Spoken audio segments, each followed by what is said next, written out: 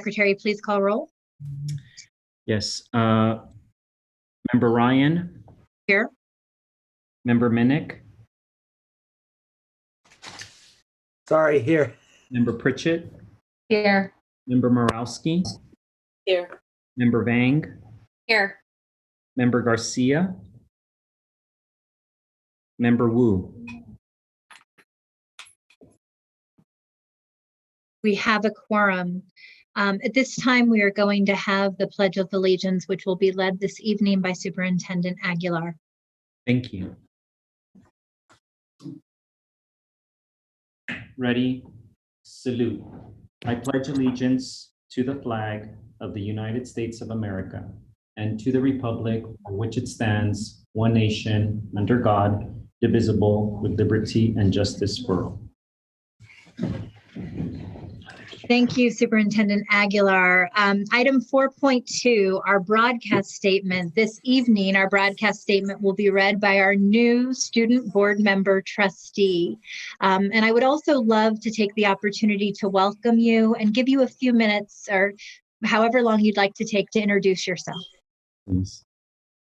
I planned for introduction during my board member report, but my name is Issa Sheikh. I'm an incoming senior at the Sacramento. I'll do the rest during student board member report. Perfect. Well, it is a pleasure to have you join our board, student trustee Sheikh. And Superintendent Aguilar, did we provide our student trustee with our broadcast statement, or will someone on staff be reading? Perfect. Right. All right. This meeting of the Sacramento City School Board is being recorded in its entirety and will be cablecast on Metro Cable 14, the local government affairs channel on Comcast, Consolidated Communications, and AT&T Uverse. Today's meeting will air Sunday, August 23rd at 6 p.m. and Monday, August 24th at noon, and also webcast at www.sacmetrocable.tv.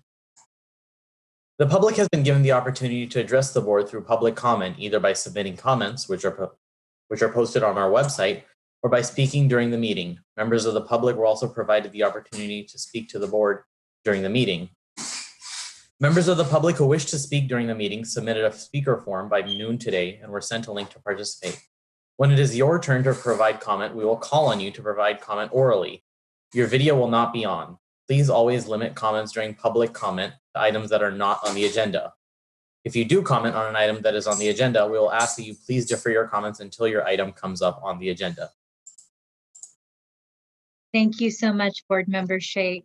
I want to welcome everyone this evening and share as we move on to our next agenda item that we are continuing to refine our process of our virtual board meetings. This evening will be the first where we are attempting not just public comment submitted in writing, but also an opportunity to allow our public commenters to hear their voices as part of their agendized items or public comment non-agendized items.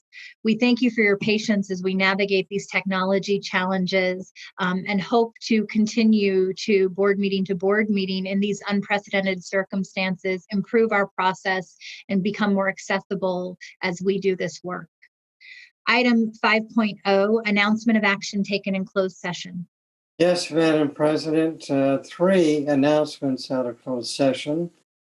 In a settlement agreement regarding a special education matter, case number 20200400567, the board approved by 6 affirmative votes, with the board president abstaining due to an unavoidable delay, which prevented the board president from participating in deliberations, and therefore the board president abstained.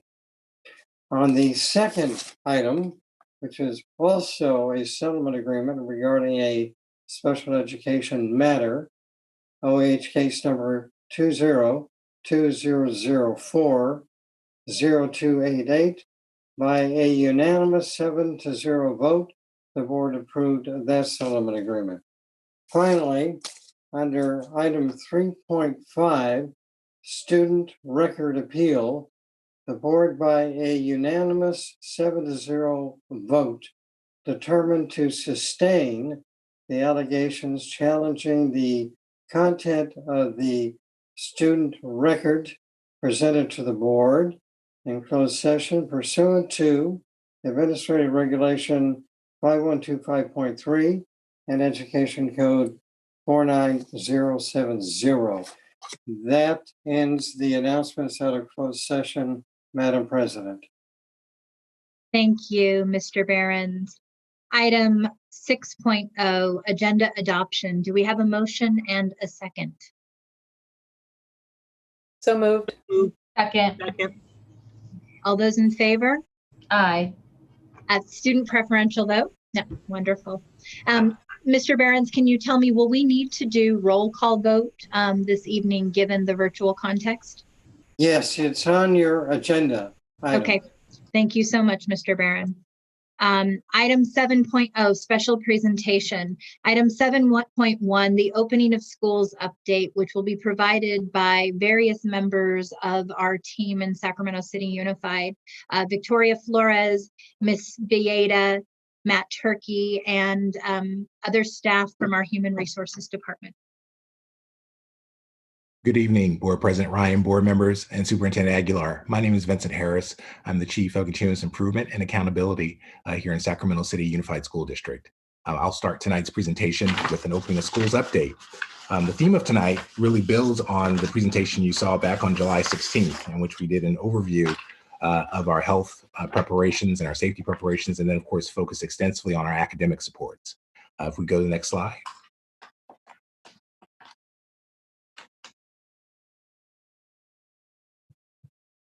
If we go to the next slide, please. And so ultimately, all these components will be covered tonight, plus several others. So we'll talk a bit more about our human capital plans, some of our student scheduling plans, and then ultimately come back to some of the things we discussed previously in terms of health and safety and academic supports. And we go to the next slide, please. So we've shared this vision statement now in multiple settings and at the last board meeting as well. What's really important about it is our focus in terms of our students who are most vulnerable, but equally important is recognizing that we must do everything in our power to mitigate the current pandemic. And so we're paying close attention to county health borders and making sure that whatever we do comes through the door of safety first. And then finally, as we think about our penultimate goal as a district, we're very focused on all learning models, meeting the needs of all students and mitigating learning loss. And so staff has spent significant time studying and applying best practices, not just in our region of Sacramento, but also across the nation as well. If we go to the next slide. We also shared these guiding principles in multiple settings, and certainly all of them are very important and all of them are urgent. Perhaps in terms of tonight's presentation, I really will make light of guiding principle number 3, agility, because it really speaks to where we're at in our process, where we are as we're at individually as we continue to respond to the health crisis, and then where we are as an institution right now in terms of understanding the implications of as the emergent data evolves around how to best mitigate the safety issues in terms of responding to COVID-19. But equally important, we're also reinventing many of our processes, from enrollment to student scheduling to parent and family engagement. And even as we wrap up this presentation, you'll hear about our work to really aggressively meet the need of climate and culture as we think about a new way of living in this post-race social justice reckoning. If we go to the next slide, please. And so all of our plans are wrapped around our strategic vision of return together. And so we've shared this as a framework: return to play, return to nutrition, return to support, return to connect.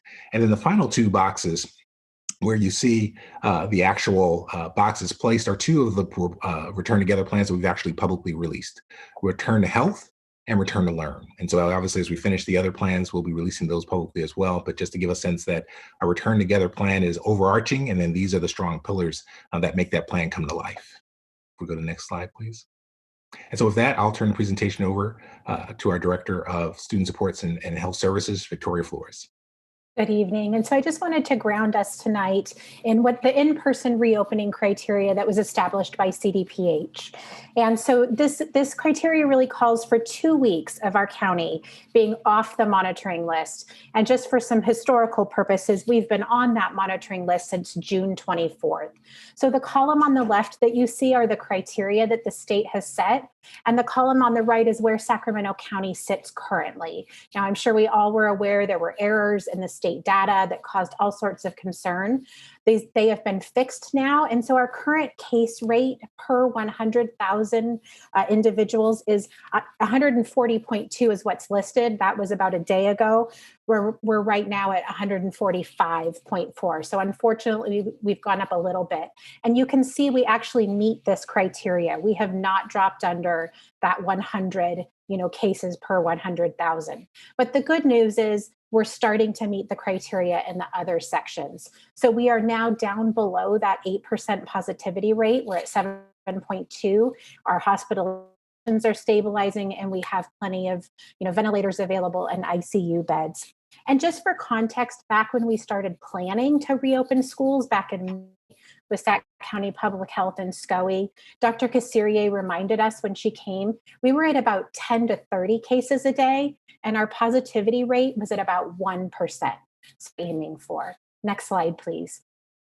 And I just want to share, this is how we're going to get there. When we had those really low case rates, it's because we were all home. We were hunkered down and we weren't going out. Now that we have started to go out, these measures become even more critically important. And so I've brought them to you many times, and I just can't overstate enough how important that physical distancing and wearing our face masks are, the washing of our hands, and doing that cough etiquette. But this last one's really critical too. If we think we're sick, we have to stay home. If someone in our household is sick and we're not sure if it's COVID, we need to stay home. Call our primary care physician. Or if we've been asked to quarantine or isolate, we really have to abide by those measures. This is how we will keep those rates low and ready. Next slide, please. Good evening. And with that, since our last board update, the district has implemented a new health screening protocol for all sites across the district. This is in order to safely bring staff back onto campus as we get ready to begin the school year in distance learning. Sites have identified a central entry point and exit point at each site where mandatory daily health screenings will be performed. Staff and other essential visitors must sign in, document, and acknowledge that none of these 4 questions listed here pertain to them before they're allowed any further onto our campuses. Touchless thermometers are available for staff use, and other additional measures are being taken in order to ensure shared equipment at the entry point are not being shared. One example of this is we have a clean and dirty pen holder, so individuals can come in and grab a fresh, clean pen, complete the log, and put it in the dirty pen holder. And those pens are then disinfected before other people use them. Of course, staff must continue to adhere to all public health measures that Victoria just outlined while on our sites. In addition, these combined procedures are to be followed by everyone reporting to work in person every day. Additionally, the district has requested that all staff complete an online COVID-19 training that has been developed and shared by the school's insurance authority, SIA. This here is just one example of all the interdepartmental collaboration that's taking place within the district in order to thoughtfully create and maintain environments focused on health and safety measures needed to secure the academic, social, emotional, and nutritional needs of our students at this time. And with that, I'll turn the next slide over to Ms. Kelsey Netterveld. Good evening. So we are continuing to serve students throughout the month of August. When at the end of the month, the meal flexibilities from USDA will end at the end of this month. So beginning when school starts on September 3rd, we will need to offer meals through the National School Lunch and School Breakfast Program. What that means is currently in August, we're able to serve children 0 to 18 free meals of charge, no enrollment necessary, no paperwork, and no ID. Once school starts on September 3rd, we will be required by USDA to offer meals to enrolled students only. Enrollment verification documents will be required for our families, which I'll get to shortly. USDA does require that nutrition programs track student enrollment and meal eligibility. Those students who do not qualify for free meals will be charged for their meal account. We've had to purchase technology for curbside implementation, and we're also committed to serving charter schools as well as childcare, Head Start, child development, programs, but they also will need to be verified upon receiving meals starting September 3rd.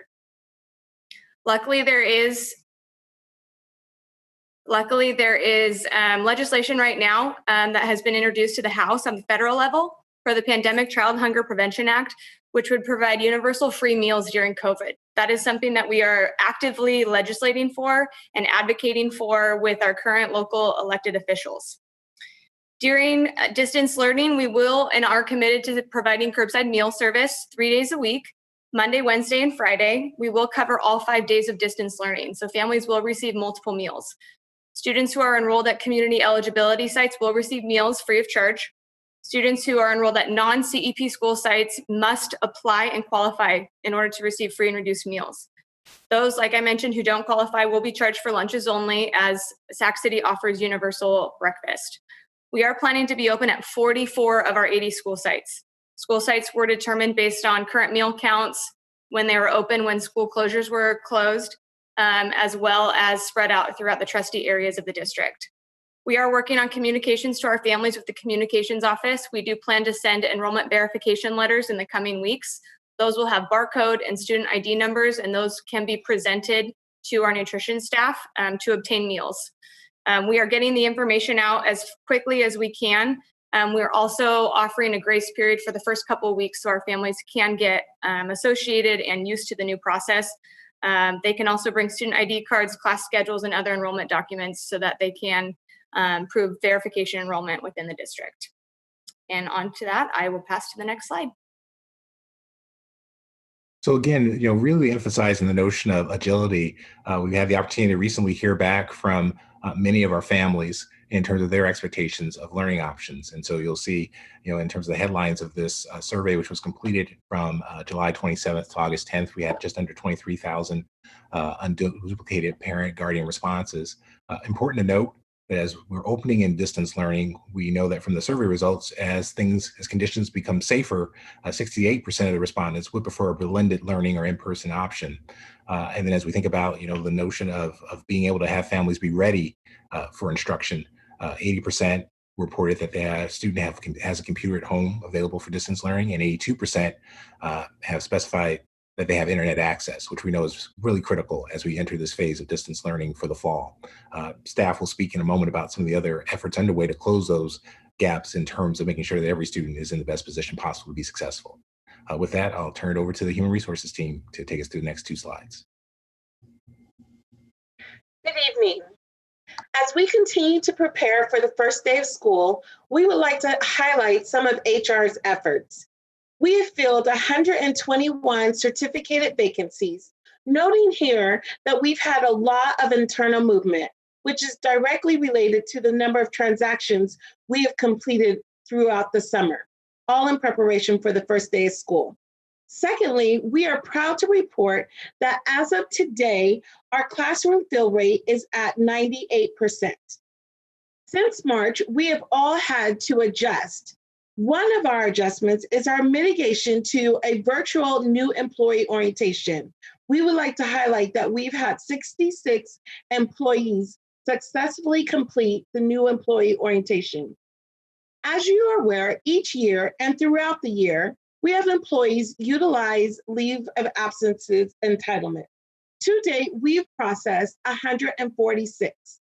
Important to note here, we're working closely with principals to assist sites in securing fully credentialed substitutes to serve our sites in the absence of employees. We currently have about 197 fully credentialed substitutes ready to go in the event that we need them on the first day of school. To that end, we recently conducted a survey of our employees, and my colleague, Christina Villegas, will share our initial results. Next slide.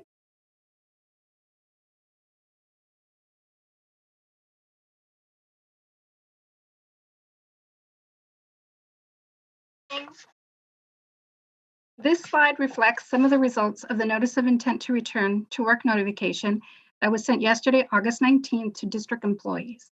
This Notice of Intent to Return to Work was important to send out as we continue to prepare for an eventual return to school in the form of blended or other models. As we work hard to prepare for the time when we are able to safely welcome our students back to campuses, this information is needed to help facilitate planning. As you can see, we received over 500 responses by midday yesterday, with 75 employees indicating a need for an accommodation by either working remotely from work and or being physically at work. From midday yesterday to 4 p.m. today, we received an additional 300 responses for a total of 829, with 94 indicating a need for an accommodation. The 94 employees will be contacted to engage in the interactive process to further discuss their request for an accommodation. Next slide. So the next couple of slides give you a sense of the work we've done to really make more resources available to support our families, because as we know, this has been a dramatic shift for our students, our staff, and of course, obviously our families. And this slide provides in context of some of the upcoming professional learning targeted in support of the start of school. And so there's the basics in terms of Zoom, Google Classroom, and then direct support to sites as requested.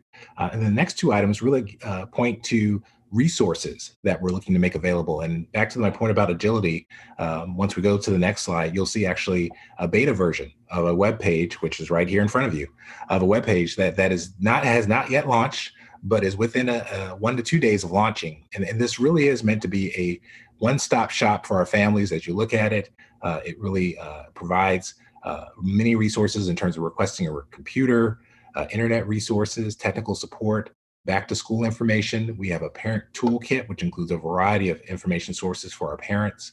And then obviously really allows parents, families, students to jump into this distance learning world that we're entering. Again, this is still in beta version because obviously we want to test it and make sure that it works well and that it works every time for every parent who uses it.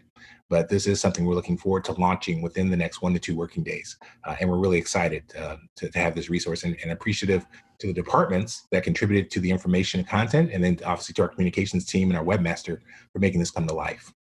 The next slide just shows that we already have this technology available on our district website, so it will be available in multiple languages.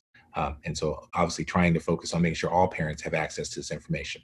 And with that, we'll dig deeper in some of our distribution strategies for families. And Chad Schweitzer, our instructional assistant superintendent, will take the next slide. Good evening. I'm here tonight with Tu Mu and my partner. We're going to give you an update on Chromebook distribution and internet connectivity access for our students. In compliance with SB 98 and Education Code 43503A1, we're ensuring there's access for all students who need a device and connectivity to participate in distance learning before school starts. We're collecting data in multiple ways. As previously shared this evening, the Learning Options Survey provided us with data pertaining to students' access to devices and connectivity at home. We specifically asked those following questions. Does your student have a computer to participate in distance learning? And do you need internet service? Families are submitting requests for devices and connectivity via the district's web form process. And also our sites are communicating with families as well.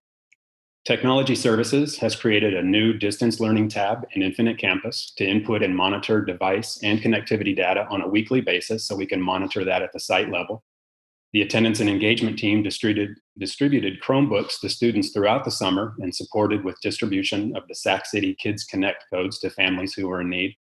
And the IS team is supporting all of our principals who are currently preparing to distribute Chromebooks and connectivity resources to students during material distribution days to ensure there is one-to-one access for all students in need prior to the start of school. Next slide, thank you. So thank you, Chad. So we have been working closely with Chad's team and the FACE team because student and family engagement is now even more interconnected with distance learning happening at home. Last March, when schools closed, we identified nearly 1,700 students who were unreachable or had zero engagement during spring distance learning. As of today, we have connected with all but 110 of those students, and we have not stopped trying. Over the summer, the Be Here team conducted nearly 400 home visits, connecting with over 800 students and families. With every student contact, we assess for basic needs, connectivity, deliver devices and Wi-Fi codes when needed, and check in to make sure that everyone is doing okay. Our office has a phone line that's answered by a live person to support and answer questions or guide them to the right department. We also know that clear and concise communication is key to a smooth start of the school year. So we'll be sending two-way text communications to all of our families and 8,000 hard copy letters to students who don't have working phone numbers to provide important first day of school information, like how to log in, where to get help. And we're also going to point families to that amazing New Start Here website that Vincent mentioned, with the parent toolkit and our digital binder that was created by our wonderful communications team. The FACE team will be coordinating with schools to plan pre-start to school events to clarify expectations, support parents and guardians, and welcome families while focusing on outreach to our most vulnerable groups. Engagement is the key to learning. This year, students will not be physically present on campus, so it's even more important that we get them connected now. Next slide.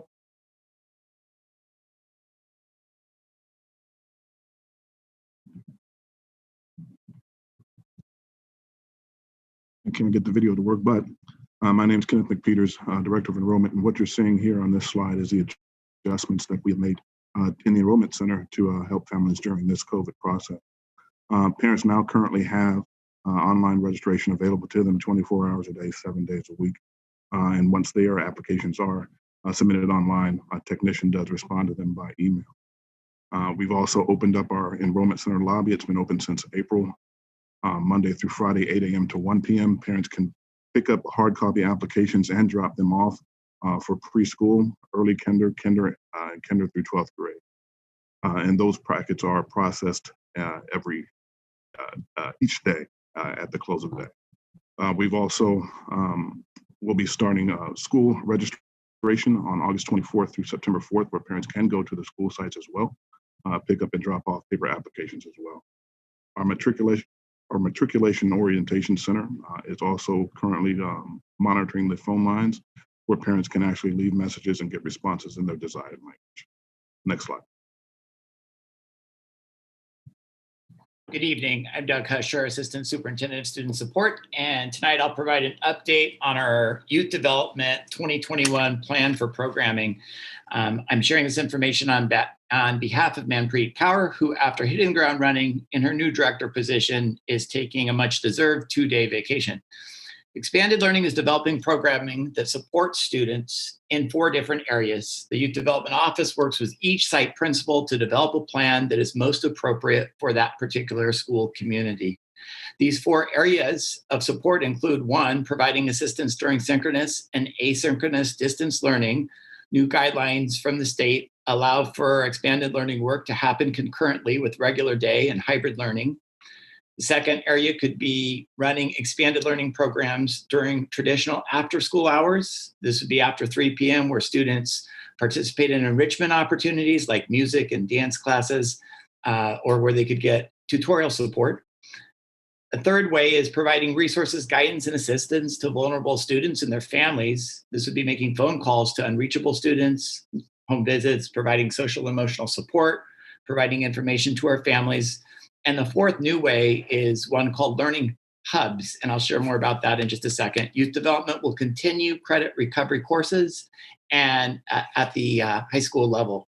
So about Learning Hubs, these would operate under new guidelines by CDE, which allows CBOs to operate programs to serve vulnerable students at the elementary level.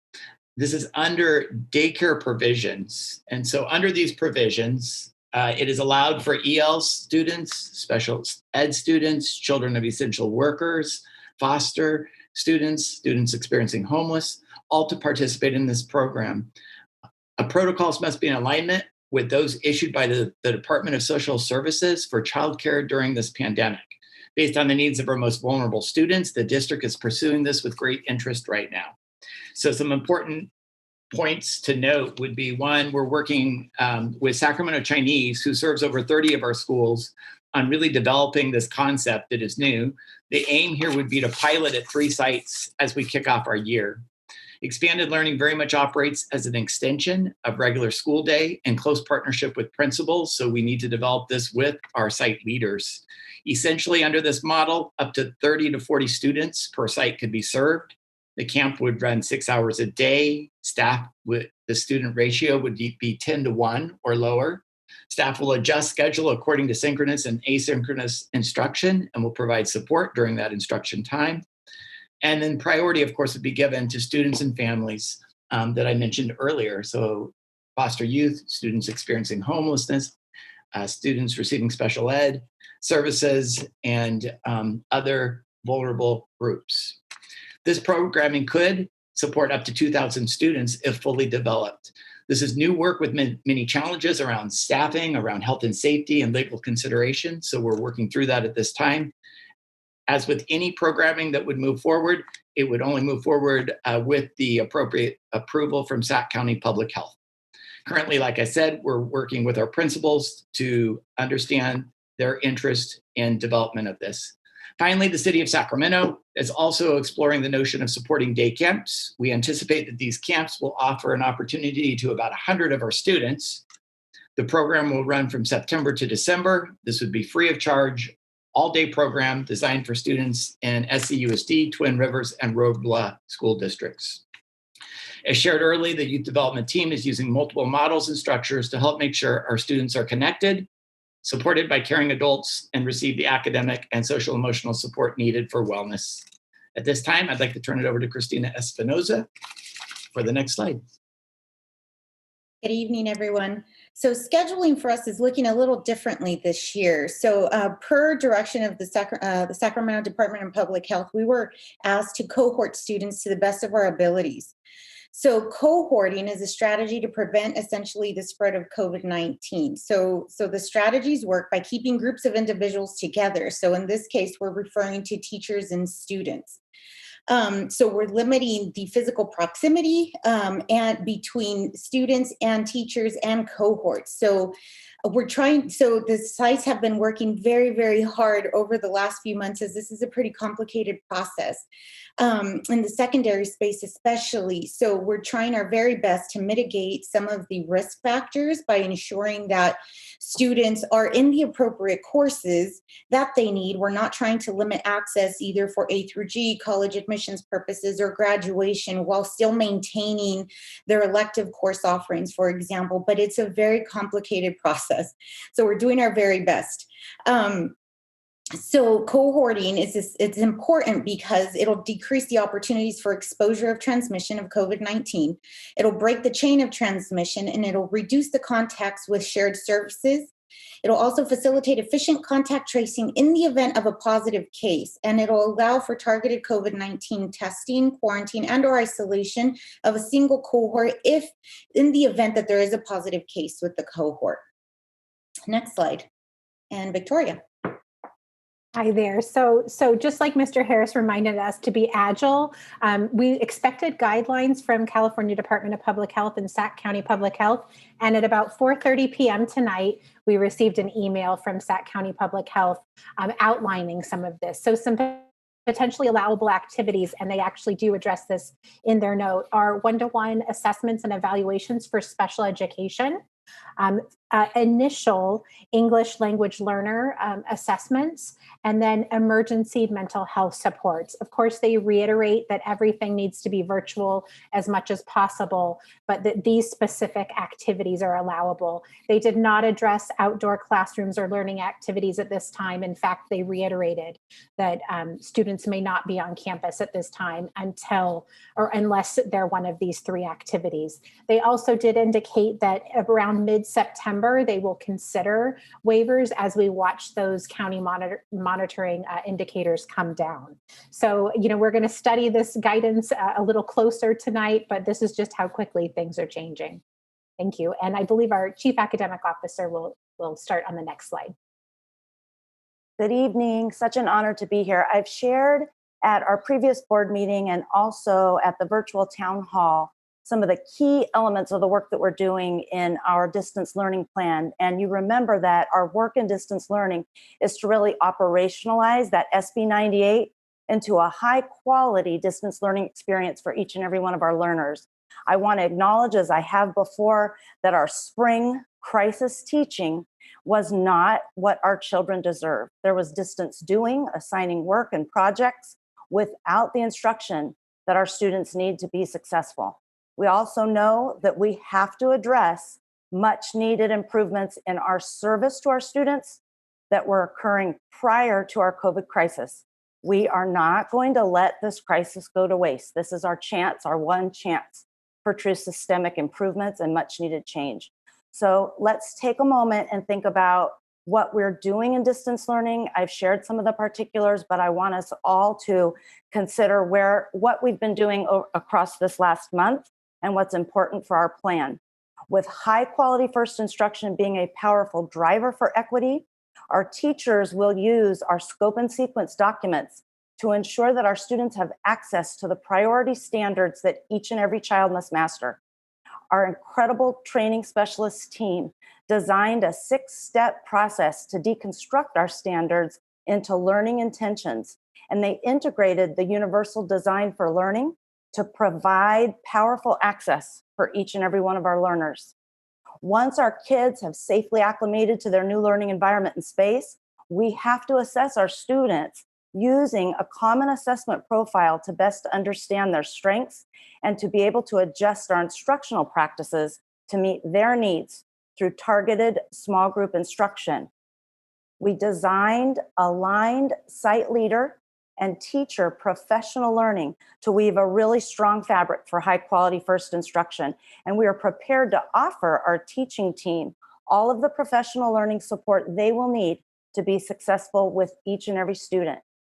For our students who are receiving special education supports, who, as you know, are first and foremost general education students, there will be increased accountability and noticeable increased interaction with teachers and service providers that includes small group targeted support. IEP amendments will document how services are being provided to meet student needs during distance learning. And service providers will document their direct service with students using service delivery logs. This very day today, our site leaders all participated in training on the increased expectations and service to our students receiving special education support. Next slide, please. As we continue with distance learning this fall, we need to equip our teachers and leaders with that aligned learning to be able to deliver excellent instruction online. And we need to disrupt the status quo of our systemic inability to meet the needs of all of our kids, especially our most vulnerable. To achieve this aim, we need to give our leaders and our teachers access to high quality professional learning. Leaders all this month have been participating in live synchronous professional learning so that they can be supportive of teachers and in building their capacity. We focused on Google Classroom use and organization, the use of instructional technology tools to build relationships at a distance. We've even helped our leaders to learn how to choose the right tool for the task. We focused on universal design for learning as a blueprint to a plan and to deliver lessons for success for each and every student. The use of a revised scope and sequence document in both ELA and math, which focus on the priority standards we know our kids need to master. We've also deeply focused this month on helping our principals to learn the social emotional learning mini lessons and all the tools that we've built to build a community at a distance, and an orientation to the district common assessments and how to administer them online. We are planning to bring these very same professional learning sessions that are then directed to teachers, to all of our teachers, and we're prioritizing specific sessions for live synchronous instruction so that we can model high quality interactive and engaging distance learning that each and every one of our students deserve. Now I'd love for you to hear from our Assistant Superintendent of Curriculum and Instruction who has been so deeply engaged in this work. Mr. Matt Turkey will now share how we will be sure we are effectively meeting every student's need. Good evening. My name is Matt Turkey, Assistant Superintendent of Curriculum and Instruction, and I am here this evening to talk to you about our district common assessments. SB 98 calls for assessments during learning and throughout the school year that evaluate how students are progressing both in the moment and over time to address learning loss before and after the school closure. To this point, we know that it is important to diagnose students' unfinished learning at the start of the year so that we can identify areas where we need to intentionally accelerate learning for students, which would occur in just-in-time small group targeted sessions. We also know, however, that before we give students any type of assessment, that we must spend some time addressing student trauma, building trusting relationships, and activating students' prior knowledge.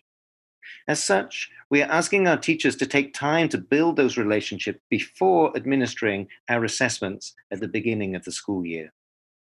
It is also important to note, and important for our students to know especially, that the results of these assessments are not a determination of a student's ability or potential, but rather a tool for teachers and leaders to understand what students know and are able to do at any particular point in time and how they are progressing over time. So back to the assessments themselves. There are a total of 3 sets of foundational skills assessments for students in grades K, 1, and 2. After the beginning of the year assessments, we have 2 math and 2 to 3 ELA interim assessments in each grade level. There are 2 school climate surveys for students in grades 3 through 12, the first in October and the second in March. And finally, we have the suite of assessments from the College Board, the PSAT 8-9, the PSAT 10, and the SAT for students in 11th grade. These students must be taken in person and as such are scheduled for the spring. Thank you. I will now hand over to Maisie Lee and Mark Carnero. Thank you and good evening. Given our current context, when we reopen schools, we cannot return to a climate and culture that is normal. As we all know, normal was not working for all of our students and families. We acknowledge that a clear and explicit call to action will be necessary in order to best heal and have a community where our students, families, and staff feel a sense of belonging. With that in mind, our call to action for climate and culture is this. We approach this work with racial humility and a recognition that we have failed to address systemic racism. We are committed to a sustained journey of explicit and purposeful learning, reflection, and practice of eradicating systemic racism in our Sac City schools. We understand that there is no right path, but we must stay the course in having these difficult conversations, even when the conversation is uncomfortable. Together, we can build collective efficacy to continue to cultivate belonging for all. Next slide, please. As an initial starting place to grow into and foundational to our path towards healing, we will be opening our new learning hub, the Anti-Racist Classroom. This is a virtual space that will be made available for educators in Sac City to learn from a wide variety of curated resources and experts in the field, to reflect and connect with each other in virtual space, and to deepen their toolbox for healing and building a community of belonging. We acknowledge that this is a beginning step, and we plan to build upon this initial offering in our journey toward true justice and healing for our community. Next slide, please. Building a collective efficacy to establish positive culture and climate will require all of us to deeply investigate how we show up for each other. Collective efficacy starts with every adult in our system, cultivating a sense of focused or mindful awareness of how they show up for themselves, for others, and for our system. In addition to the Anti-Racist Learning Hub, we will also continue to deepen adult learning around the science of the brain and trauma. We're planning professional learning opportunities for our leaders and teachers with Turnaround for Children to focus on helping educators better understand and implement healing-centered practices around establishing safe routines, cultivating positive relationships, and nurturing a sense of resilience. In the classrooms, we have put together a series of mini lessons for our educators that connect social emotion learning mini lessons, daily community and relationship building activities with an explicit connection to equity and the social justice standards borrowed from teaching tolerance. Next is Dr. Mark Carneros. Thank you, Marcy. Good evening. My name is Dr. Mark Carnero, and I'll be giving an update on ethnic studies. The 2021 school year poses unprecedented challenges for our students, families, and community. We are fighting a new global pandemic while confronting an ongoing history of systemic racism. A few months ago, our students, from our youngest TK scholars to our graduating seniors, were forced to witness the police murders of Ahmaud Arbery, George Floyd, and Breonna Taylor on their TV screens, computers, and social media feeds. For some, this experience was a new one, and for others, it was a haunting reminder of the intergenerational violence and state-sanctioned lynchings that have targeted people of color in this country for centuries. Some of our students joined protests, some had conversations with friends and family, and others were left to face the issue alone. This was happening amongst the backdrop of a pandemic that has disproportionately impacted Black and Latinx communities. The trauma that our students experienced was real. The compounded traumatic stress that their minds and bodies are carrying is heavy. Our classrooms, whether in person or online, need to be spaces for healing. Our district-wide ethnic studies program is cultivating a space where 9th grade students can begin this process of healing and liberation. Our teachers have worked tirelessly to develop curricula that encourages students to explore their intersectional identities, celebrate their community's cultural wealth, investigate the missing histories of people of color, challenge oppressive social institutions and structures, all the while catalyzing the development of anti-racist mindsets. Importantly, one of the units in the course focuses on coalition building and inter-ethnic solidarity movements centered on resistance against white supremacy, capitalism, and patriarchy.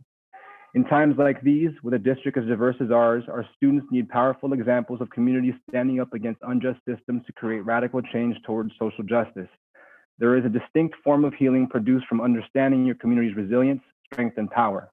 This is what our ethnic studies teachers are trying to do in their classrooms.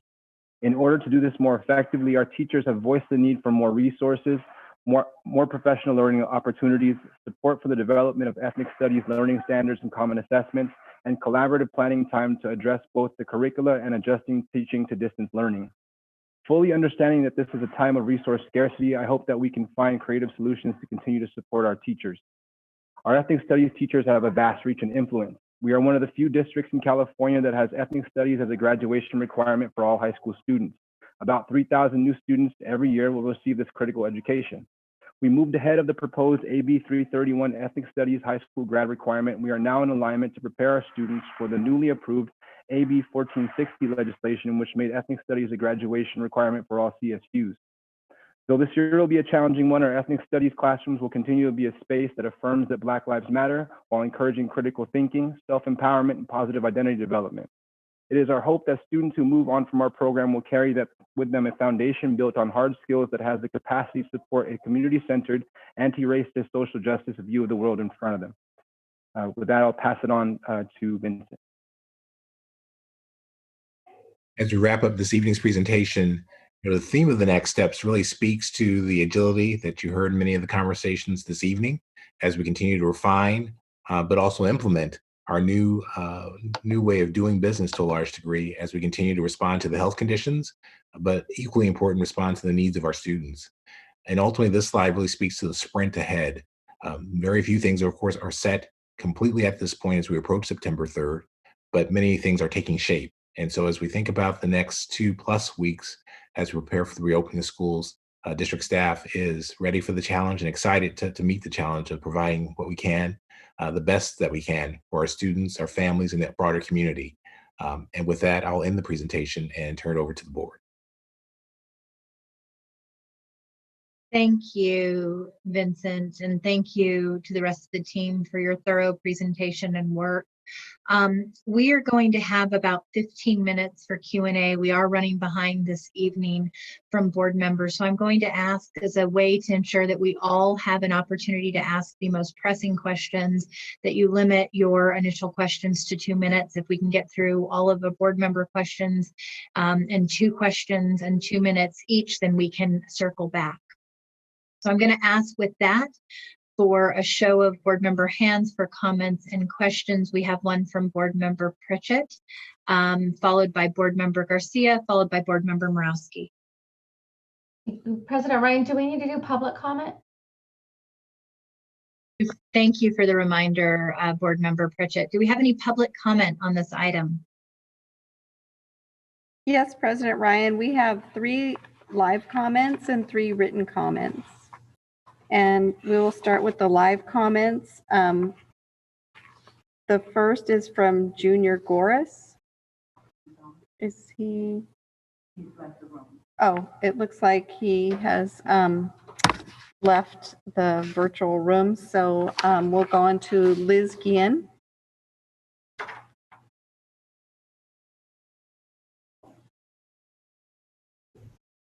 And do we have Liz? You know what we might do, Ms. Moretti, is we could read the written public comments while you queue up the people in the virtual room. Okay.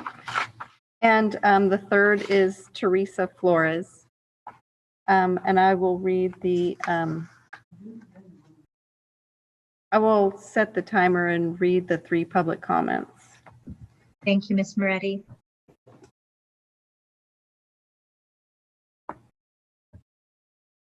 The first is from Monica Harvey, and she also submitted this for closed session item 3.2.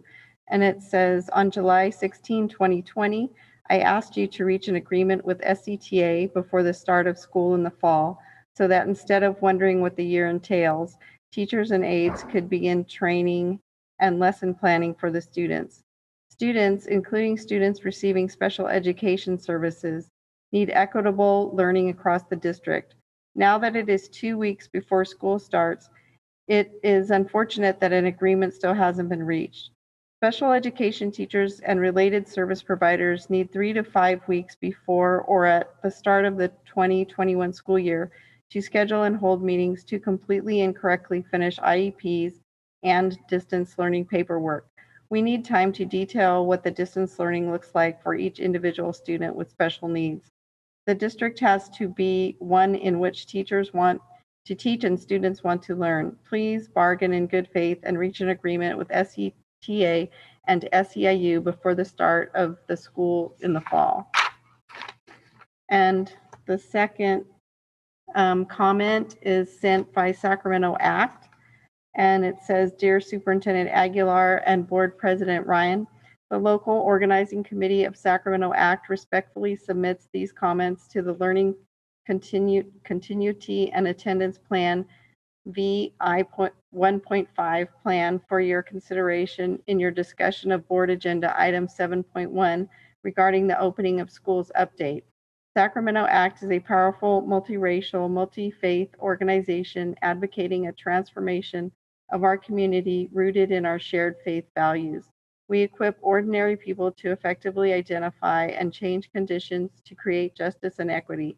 Sacramento Act's members include over 56 congregations, schools, and neighborhood groups representing 60,000 families in Sacramento County. We appreciate the tone and tenor of the district's plan, exemplified by the introductory description of the school's community situation, acknowledging the dire and inequitable impacts of the COVID-19 pandemic, its exacerbation of already existing inequalities, compounded by the institutional racism that exists in our school system, recently lifted up through the Black Lives Matter movement. We thank the district for acknowledging the need to, quote, to deeply examine and understand our own implicit biases and positions of power and privilege, to build our cultural competence, and to integrate into our curriculum the teaching and learning of social justice, anti-racism, and social and emotional learning, unquote. We agree and want to support the district in reaching its vision, especially to, quote, disrupt the status quo in a way that results not just in mitigating learning loss, but increasing learning standards and accountability. In this spirit, we respectfully submit these comments and urge you to work harder with the other adults in the district to make your plan real and go beyond the words on paper. And the last written public comment is from DLAC Council, Lova, Ayla, Santa Maria, Liana Sanchez, and Valia Mercado. And it says, On August 18, opportunity to provide input on the draft learning continuity and attendance plan was emailed to community members that have an active email address on file. Below the banner, there is a sentence, quote, translations of this message are available in Spanish, Hmong, Chinese, and Vietnamese, unquote. This sentence should be presented in each of the languages listed and in every correspondence referring to translation or interpretation services. A quick note about website language accessibility, the quote, learn how to translate this page, unquote, instructions on the district website need to translate and present in our top 5 languages because reading the directions in English is not helpful for viewers requiring language support to translate the directions to learn, quote, learn how to translate this page, unquote. Providing this information in English without translation does not provide language accessibility. Regarding the opportunity to provide input on the draft LCA plan email, the format of the QR codes provided by language is not QR friendly. The images of the QR codes are displayed too closely to one another.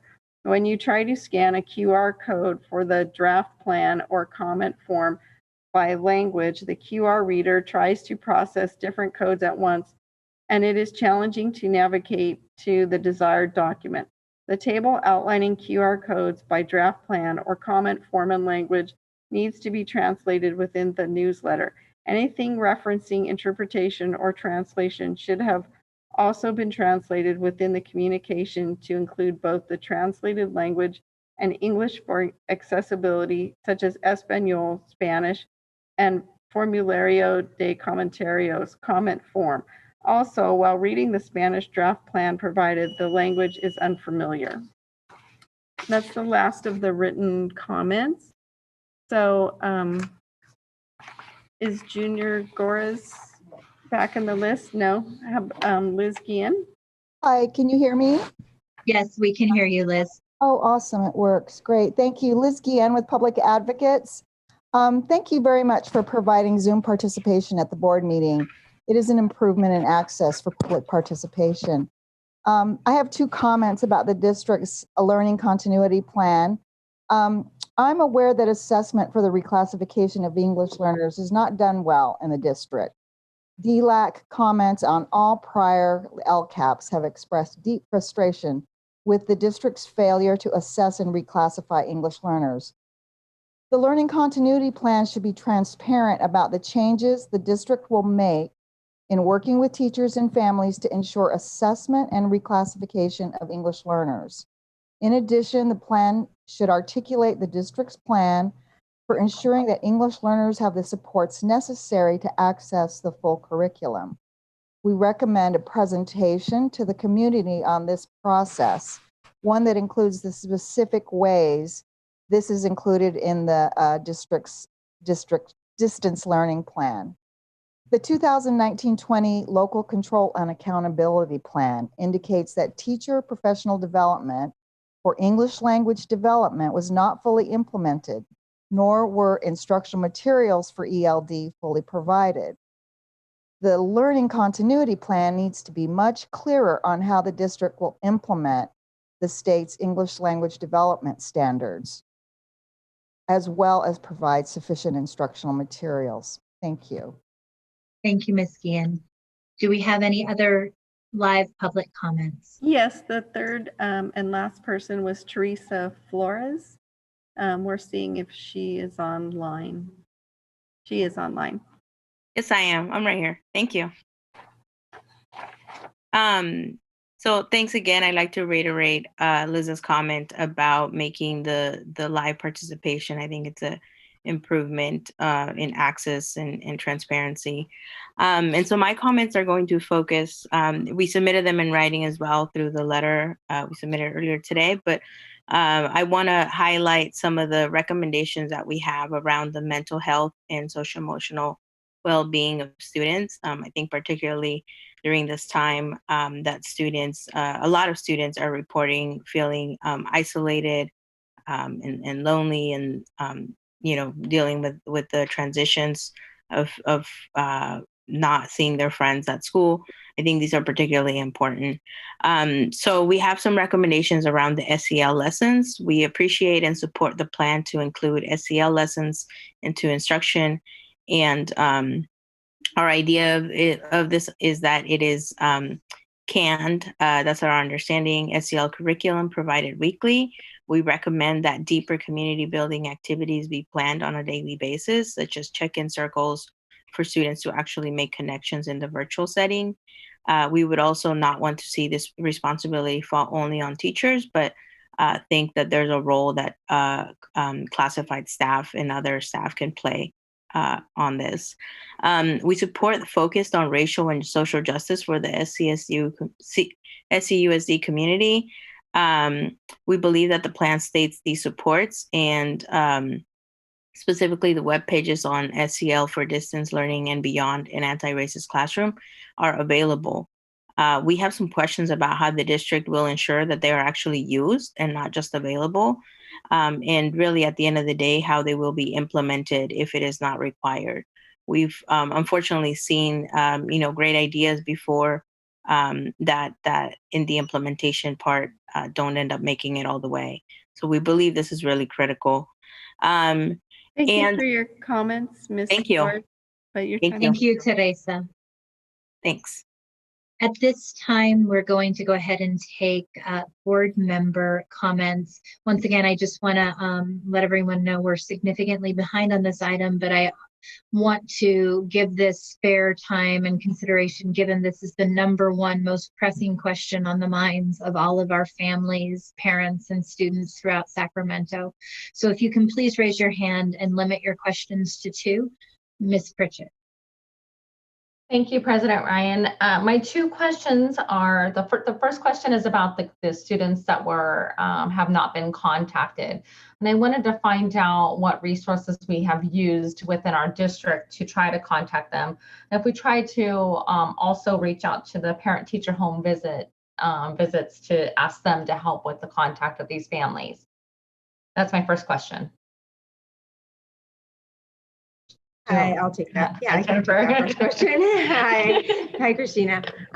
So we haven't been working directly with parent-teacher home visit. I know Gretchen is coming back in the next couple of weeks.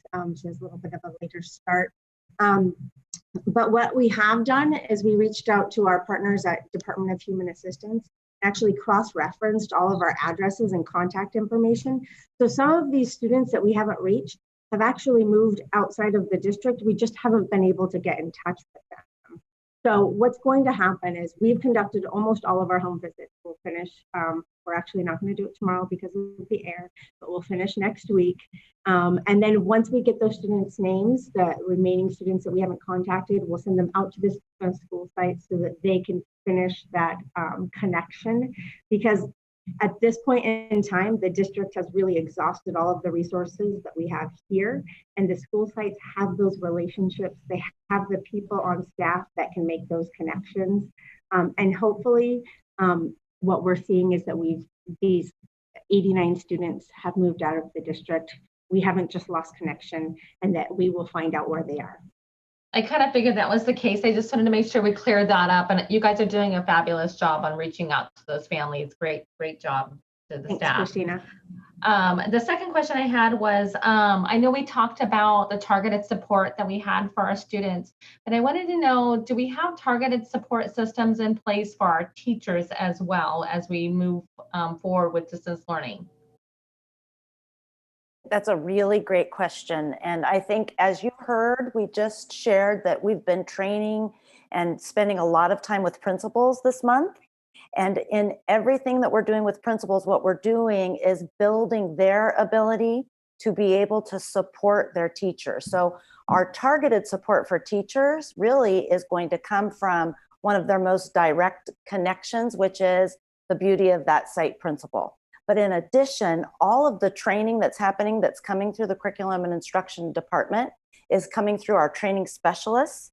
And as you know, those training specialists also support teachers and support schools, and they're at the ready to provide support depending on what a teacher needs. So we absolutely are ready to provide that targeted support. Can't wait to provide the first baseline of the training and then be able to continue to help the teachers to support kids. And Thank you for that question. I'm assuming that targeted support includes IT, correct? We have that also too. As you know, our IT department is thin, but they literally are working round the clock, literally round the clock, and everybody knows that they are. And as questions come in, we're ready to support. So yes, also with IT. Great, Thank you, Member Pritchett. Member Garcia, followed by Member Morowski. Yes, thank you. So I'm going to just limit my questions to two. I do have more, so I'll share those via email. So on slide, it's the in-person reopening criteria. I can't see the number of that slide. It's essentially all where the county is in terms of being on the watch list and the criteria that needs to meet in order to contemplate the in-person education. So one of the questions that has come up for me in my community is, what is the lag time between the county moving in the right direction and essentially meeting all of the criteria and really start talking about in-person education? Does that mean that the district moves from a distance learning only environment? Is it like a week later, 2 weeks later, then we can start? What does that transition looks like? Just because this comes up for parents in terms of their working schedule, trying to figure out how to best plan and prepare. And when the district eventually moves into bringing kids back into a classroom, even in a blended learning environment. Thank you, Member Garcia. Superintendent Aguilar, if you want to speak to this, I can just share that we have to have a solid 2 weeks of being off that list before the county will even consider it. And then we still have to work with them. So I know Superintendent Aguilar and all of the area superintendents have been working very closely with SCOE and with Sac County Public Health. You bring up a really good, point that everyone's going to need some lead time to plan for this. So I'll let Superintendent share more. Thank you. And a great question, Member Garcia. I think kind of realistically thinking here, because they've issued this order today, and it does speak to the elementary waiver, for example, it also will depend on how much time it will take to process those waivers and the amount of waivers that are going to come in. We don't have a sense right now of how those are going to be reviewed either. But I would anticipate that in terms of age groups, that will probably be the first wave of reopening, if you will, that will be done through a waiver process. And then we do have to probably wait for some additional guidance from Sac County Public Health around secondary students at middle schools and high schools. Without knowing that, it really is difficult to predict what will be the lag time, but a lot of it is going to depend initially for that elementary age group of students on the amount of time that it would take Sac County Public Health to perform their review of those applications, if you will. And then, of course, our focus right now is on the negotiations process for the reopening of our schools. But soon after that, we will have to begin the process of negotiations for in-person instruction, however that might look, whether it's initially, again, through blended, or whether they are going to allow for full schools to open, which I probably wouldn't anticipate immediately. Thank you. Thank you. That helps. I mean, we at least know it won't happen even within a week. It really is going to be a process, and it's going to take some time as we compete with our neighboring school districts as well in terms of the Sac County processing those waivers and whatnot. So I do have one other question regarding the survey highlights.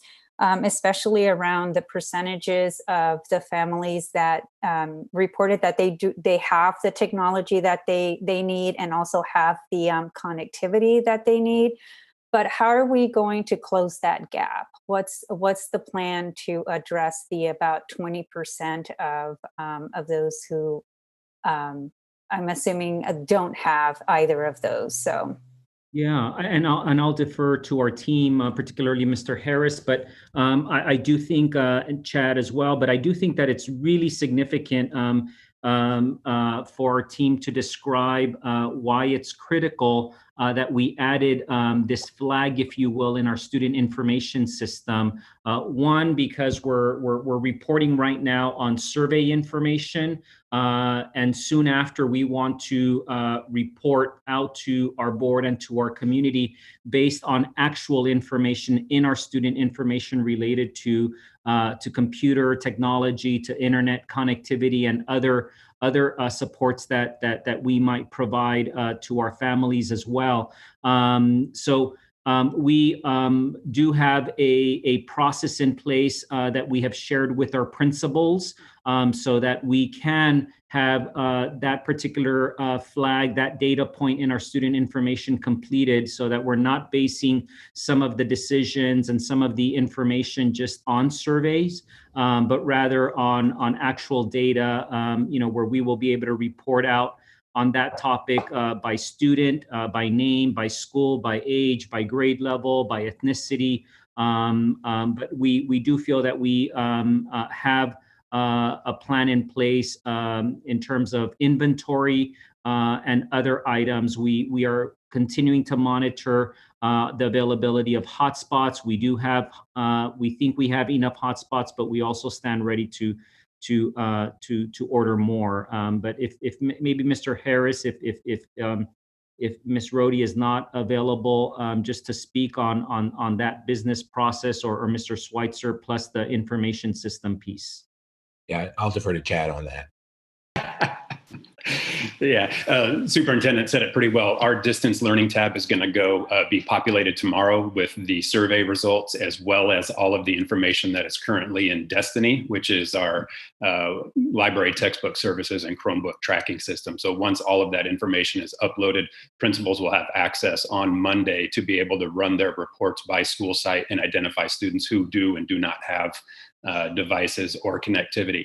I've deployed about 2,000 Chromebooks out to sites this week because many of our elementary, middle, and high schools are already calling students who identified that they need a device to hand that out to them prior to distribution days, which start next week. So principals are being diligent in contacting families. Families are submitting the web form application. So a lot of communication going on to ensure our students have the devices they need.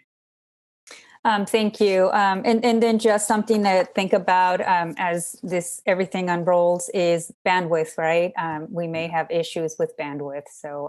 So anyway, so thank you. I'll leave my 2 questions there, and I'll send the other ones via email. Thank you. Thank you. Member Morawski. Thank you, President Ryan. So I have a couple comments. I think just one question, but I had wanted to offer some feedback on some of the things that were presented.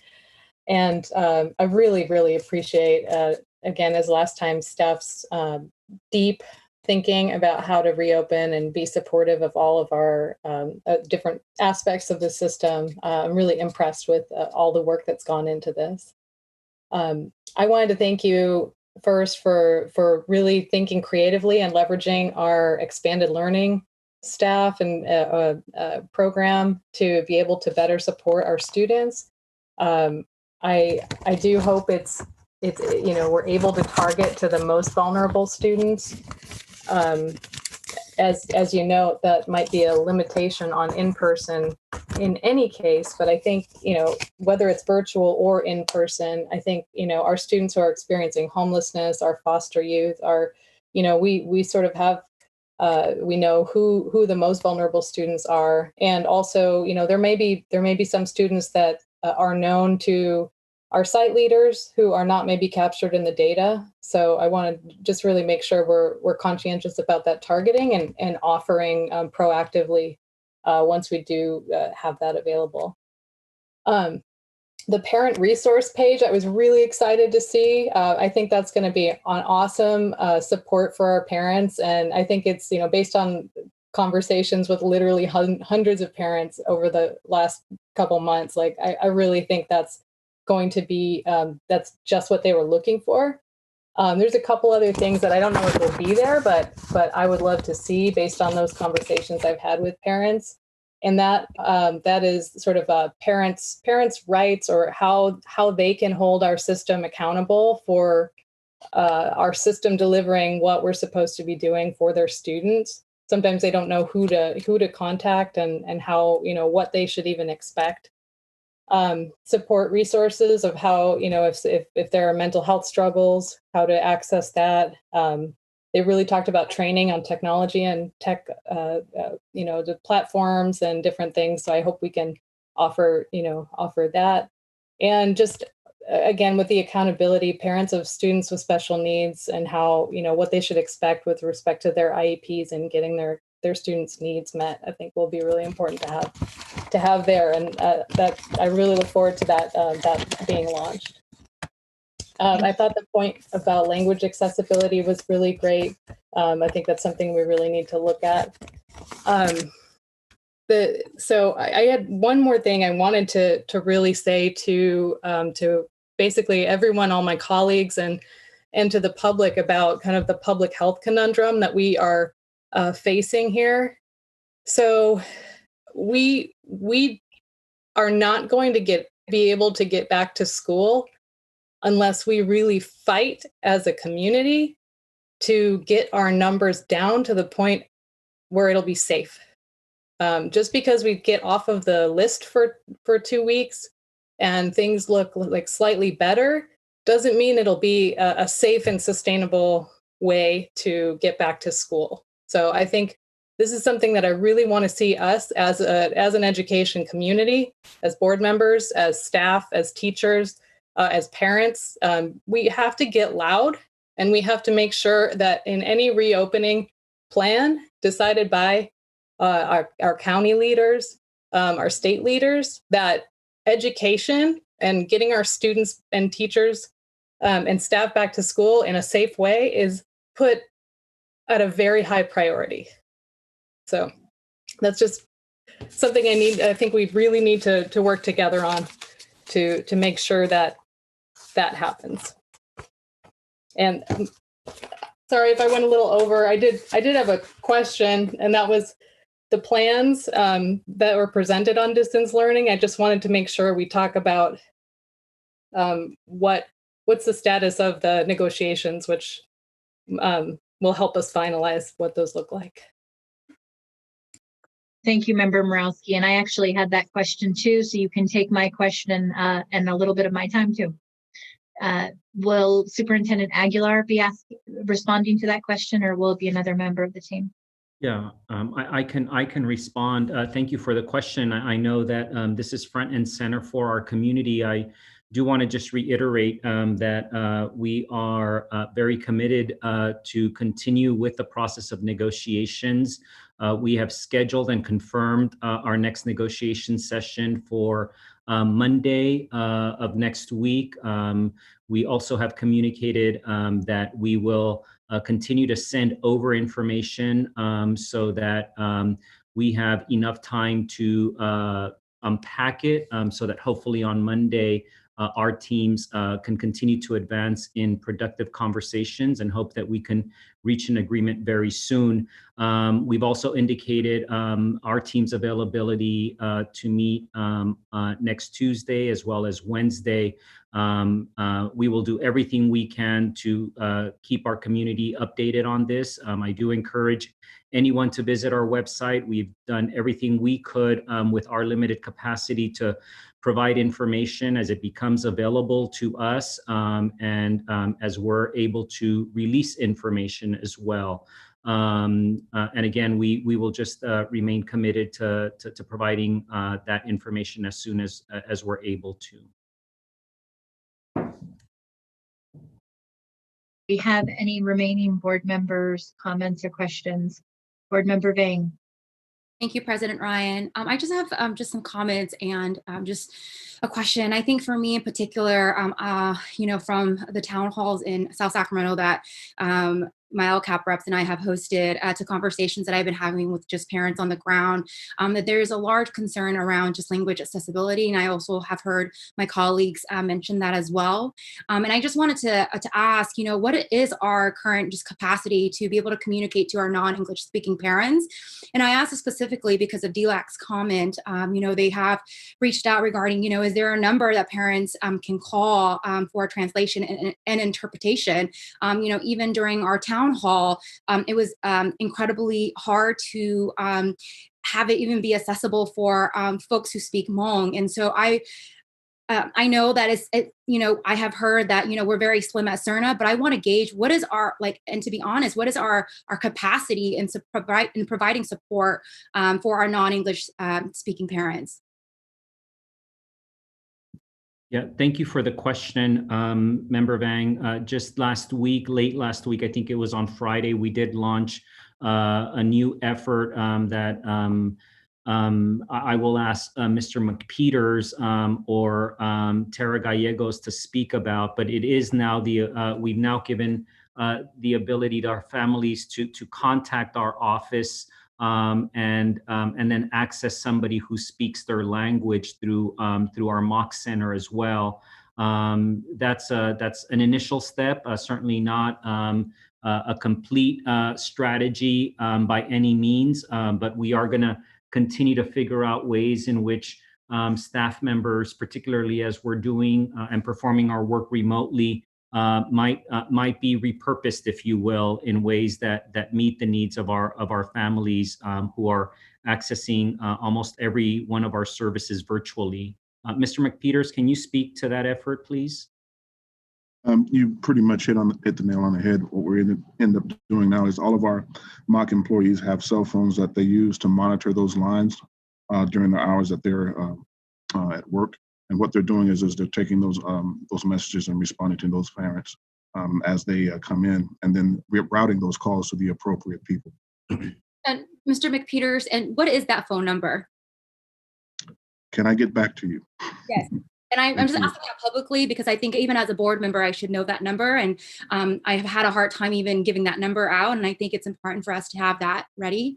The other piece I think I just want to share is that, while I'm super excited about our resource page, I love the layout. I'm super excited about it. I also want to share that, oh, my dog is barking. Hold on.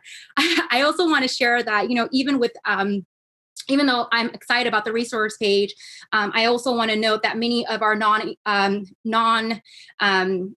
our parents who don't speak English may not be able to read in Hmong. And so I think it's also going to be really vital moving forward as we think about opening school for the fall, that it's going to be important for us to have virtual community spaces specifically for the Hmong community or the Latino community, folks who speak Spanish, because I know that even when we do things virtually, it is incredibly hard for parents to be able to have the back and forth. And so I would highly encourage that, as we move to fall, that we hold these virtual spaces by language, if possible, to be able so parents can ask question directly to staff.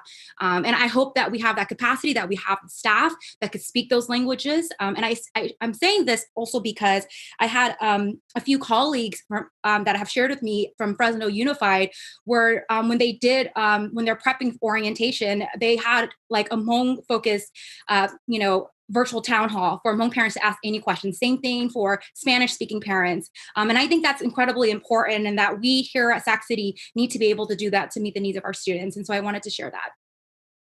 Thank you. President Ryan, Member Vang, if I could just also mention, just to reiterate that although school is going to feel differently, our schools are going to be in session. And so I would also encourage our community to access their actual school sites where a lot of those supports happen in the local context.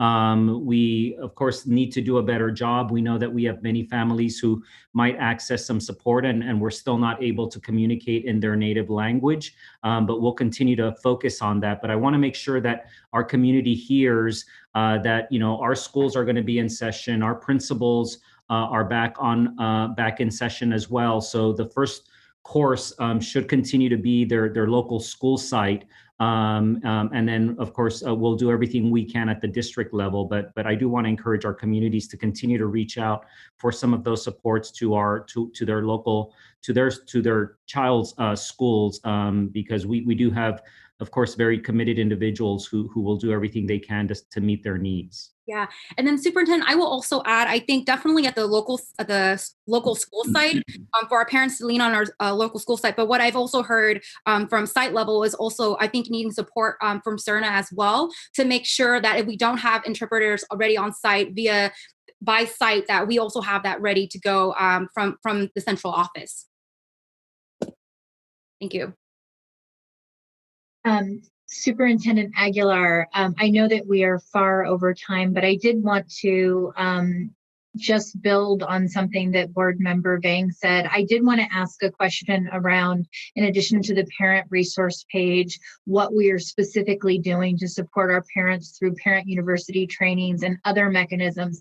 And I do just want to point out, one of the conversations I've been having with my principals and teachers in Area 7 is this idea that Zoom and virtual training quite often does not work for families that have not had exposure to those tools before. It can be intimidating, even if you have translation services. And so we're talking about being really creative and doing some different things. In fact, one of my schools is looking at, can we do a phone town hall where people can call in versus joining a virtual room, right?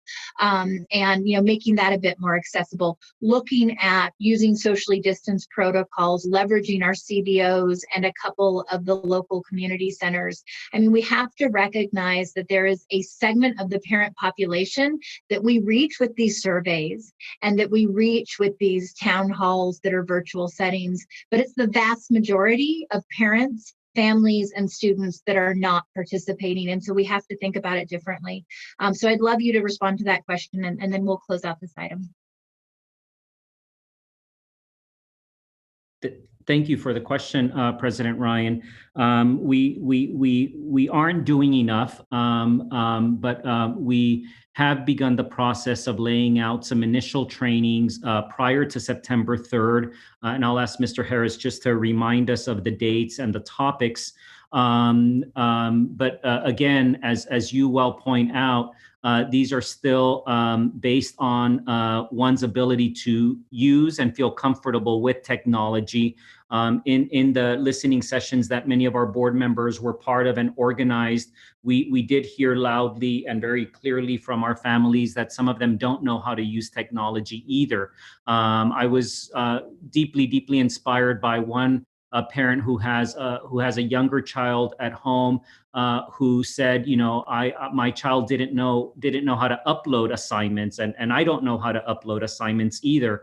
Well, that sometimes is hard for us, and we're operating in this space every day as well. So we have a ways to go. We have begun some level of conversations with some CBOs, some community-based organizations, who I hope might be in a better position to more quickly and more swiftly be able to provide some of those supports to our families. And we'll continue to be as creative as we can. I do like the idea again of reaching out to families. The idea of doing it telephonically. Again, the first step is to try to figure out how our current staff members who are bilingual in different languages can provide responses to our families. It's an area that we're fortunate to have a mock center that already had some of that capacity, but it's always limited. We have, I think, a vacancy right now in one of the languages. So we will continue to work through our partnerships with different CBOs, just hoping that together we might be in a better position to meet the needs of our families. Thank you, Superintendent Aguilar. I want to, and as we close out this item, I do want to acknowledge the tremendous work of the team and all the stakeholders who provided feedback on the various elements of the proposal. I am personally incredibly energized by the Anti-Racist Virtual Learning Center and the focus on ethnic studies that is both culturally responsive pedagogy, but really recognizing the role of trauma and racial unrest that we're experiencing right now in society. So I'm looking forward to seeing that actualized. I do also just want to, again, say to our families, you know, this is a proposal. We do not have an agreement on the opening of distance learning, and it is something that keeps me up at night. I know it is of tremendous distress to our families who are waiting direction as well. So we will continue to do everything we can to move this forward, keeping in mind the needs of each and every one of our students, in particular, the most vulnerable among us. Board President Ryan, if I might add to the superintendent's response to your prior question. Yes, go ahead. Last comment. I just wanted to add, ultimately our Family and Community Empowerment Office has done a lot of work of studying other districts. And so to Board Member Vang's point, they've studied other districts in terms of their engagement strategies. We do have work underway reshaping the fall program in terms of the parent learning pathways, very much focusing on the current reality. Some videos are underway as well in terms of alternative forms of communication. We'll come back to something that Board Member Pritchett spoke to as well. The Parent Teacher Home Visit nonprofit actually has really done a lot of leading work in the spring around changing the notion of the Parent Teacher Home Visit, recognizing that certainly for the fall and probably this whole school year, the notion of a Parent Teacher Home Visit is going to shift obviously from physical to virtual. And so, for example, this past June, we had our annual training. And typically we have maybe 50 teachers participate. This past June, we had 300. So we recognize that Parent-Teacher Home Visit will potentially be one of our key capstone connection points as well with our families. To the superintendent's point, obviously there's lots more we can do.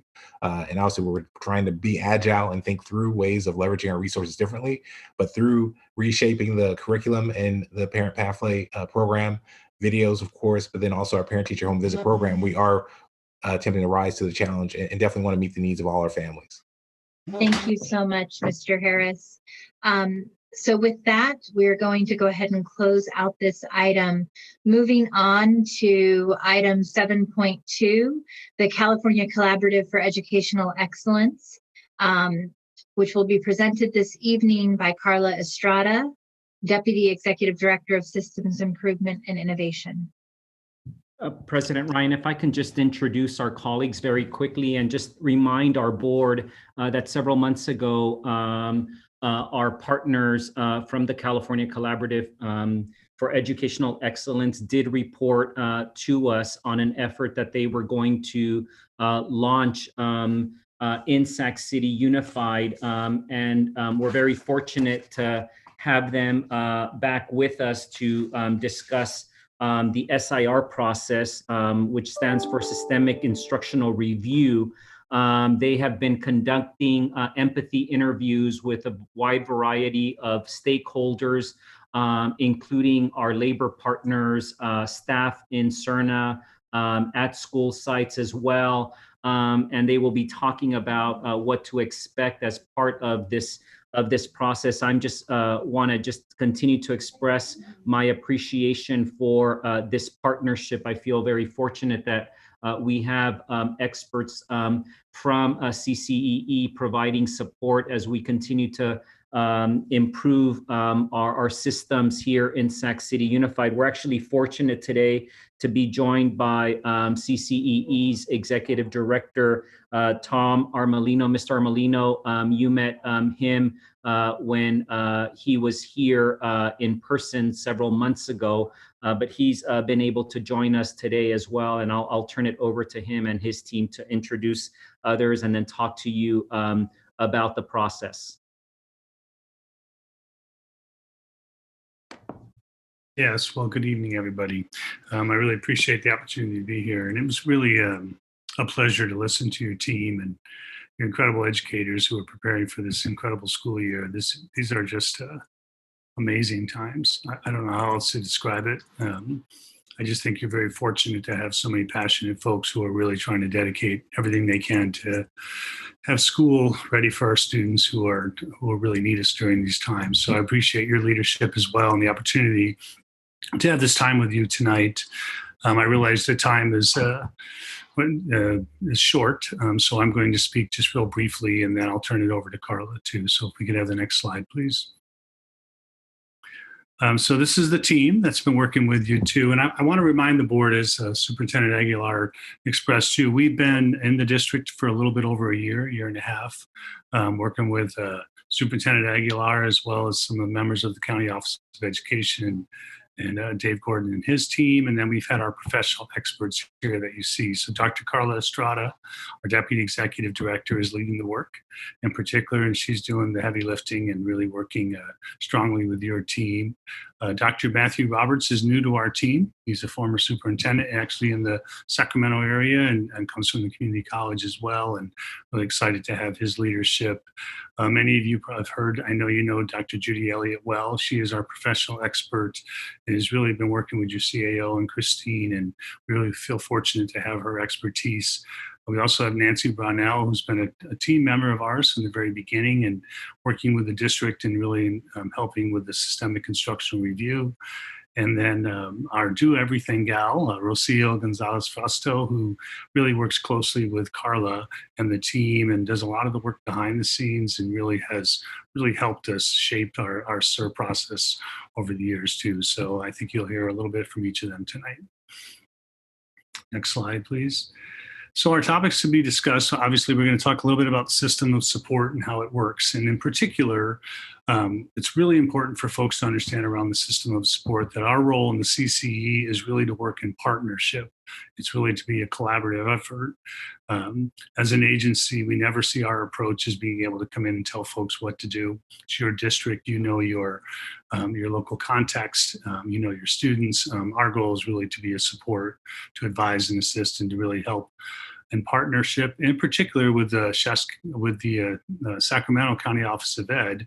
As you know, they have a responsibility around differentiated assistance, as well as other responsibilities to work with the district too. So our original engagement with the district came from both Superintendent Aguilar reaching out, as well as the county office reaching out and asking us if we would come in and serve as a partner, which we did based on a letter that was received back in July of 2019.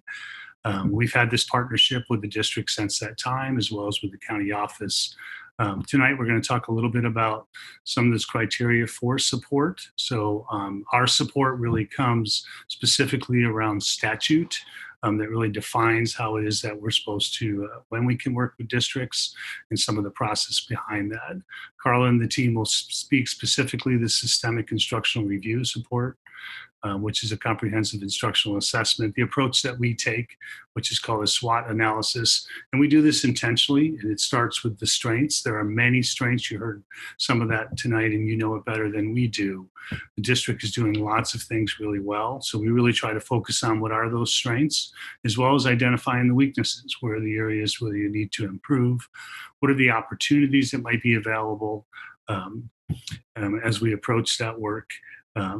And then what are some of the threats as well?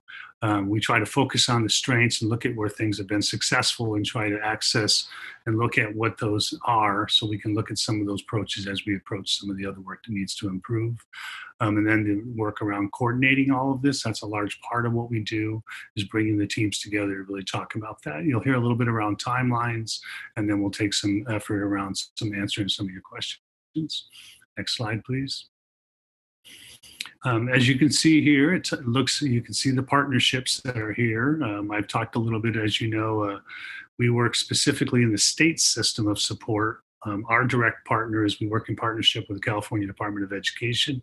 I'll speak a little bit about some of that role around the SIR tonight, as well as what they call a GEO lead. A GEO lead happens to be Sacramento, which is a county office who has a requirement or is an expectation to work with other county offices to support the needs of districts throughout these geographic boundaries. So Sacramento County Office does that in partnership with the Placer County Office of Education. We obviously work with the county office as well. And so we kind of partner together. And in particular, we're going to work in partnering with local agencies to address chronic and complex instructional strategy and outcome needs, and coordinating that individualized support to really meet the LCAP goals of the district. And again, this is very specific in statute. We leverage our resources, try to see what we can do to bring some of those resources. That's why you see some of the professional experts that we bring to the table. And then we engage directly with the LEA in progress monitoring and helping implement cycles of improvement. Next slide, please. So I want to take a moment and have you understand too, and I'll speak briefly to these 4 areas and a little bit more as well too. So as I mentioned too, when we came in a little bit over a year ago, we have many different ways that we can be a resource to a school district. In particular, in statute, it calls out some of that responsibility is where a county office at any time can reach out to us and ask if we can be a support in some of their work around differentiated assistance. And originally our work and the work up into this data that I'll share a little bit and some of the ed code that I'll share tonight has really been specifically in the request of the county office. And again, I say that we had been working with Jorge and his leadership. He had been asking for some support and really wanted some partnership prior, but the county office really has the responsibility, and in statute, in order for us to work in the district and be able to use our resources, it actually has to come from a recommendation from the county office. As I mentioned, that happened in July of 2019. Another way that we have an opportunity where we can work with the district is based on the dashboard data. And so you can see here this criteria. So prior to the dashboard data that came out in the fall of 2019, this was the first time that we had 3 years worth of data, and that based on the statute that's defined here in 52064.5, any district that has 3 or more pupil subgroups who are identified pursuant to section 52052 in Ed Code, if the school district has less than 3 pupil subgroups or all the school district's pupil subgroups in 3 out of 4 consecutive years. So what that really is saying is that if you have 3 subgroups or more who have been read, have qualified, have been read on the dashboard for the same areas, for over 3 or 4 or 3 out of 4 years, and as you know, we only have 3 years worth of data, and they can be referred to the CCE, and I'll talk a little bit about that. Sac City happens to be one of 4 districts in the state that qualify for underneath this education code. So that's what really we're going to speak to tonight, and in particular, why we are doing the SIR. What the statute says, and we're going to really focus on these first 4 pieces, but I do want to share with you some of the other information that speaks to the statute. So the statute says if you're a district that you qualify, right, based on this dashboard data, then the CCE has to come in and provide advice and assistance to the school district and the county office in this work. So we have a responsibility. And it really is based on supporting the superintendent of public instruction, Tony Thurman, and his team. So the CCE, along with the county office, has this responsibility to report on the ongoing progress of this implementation to the state superintendent.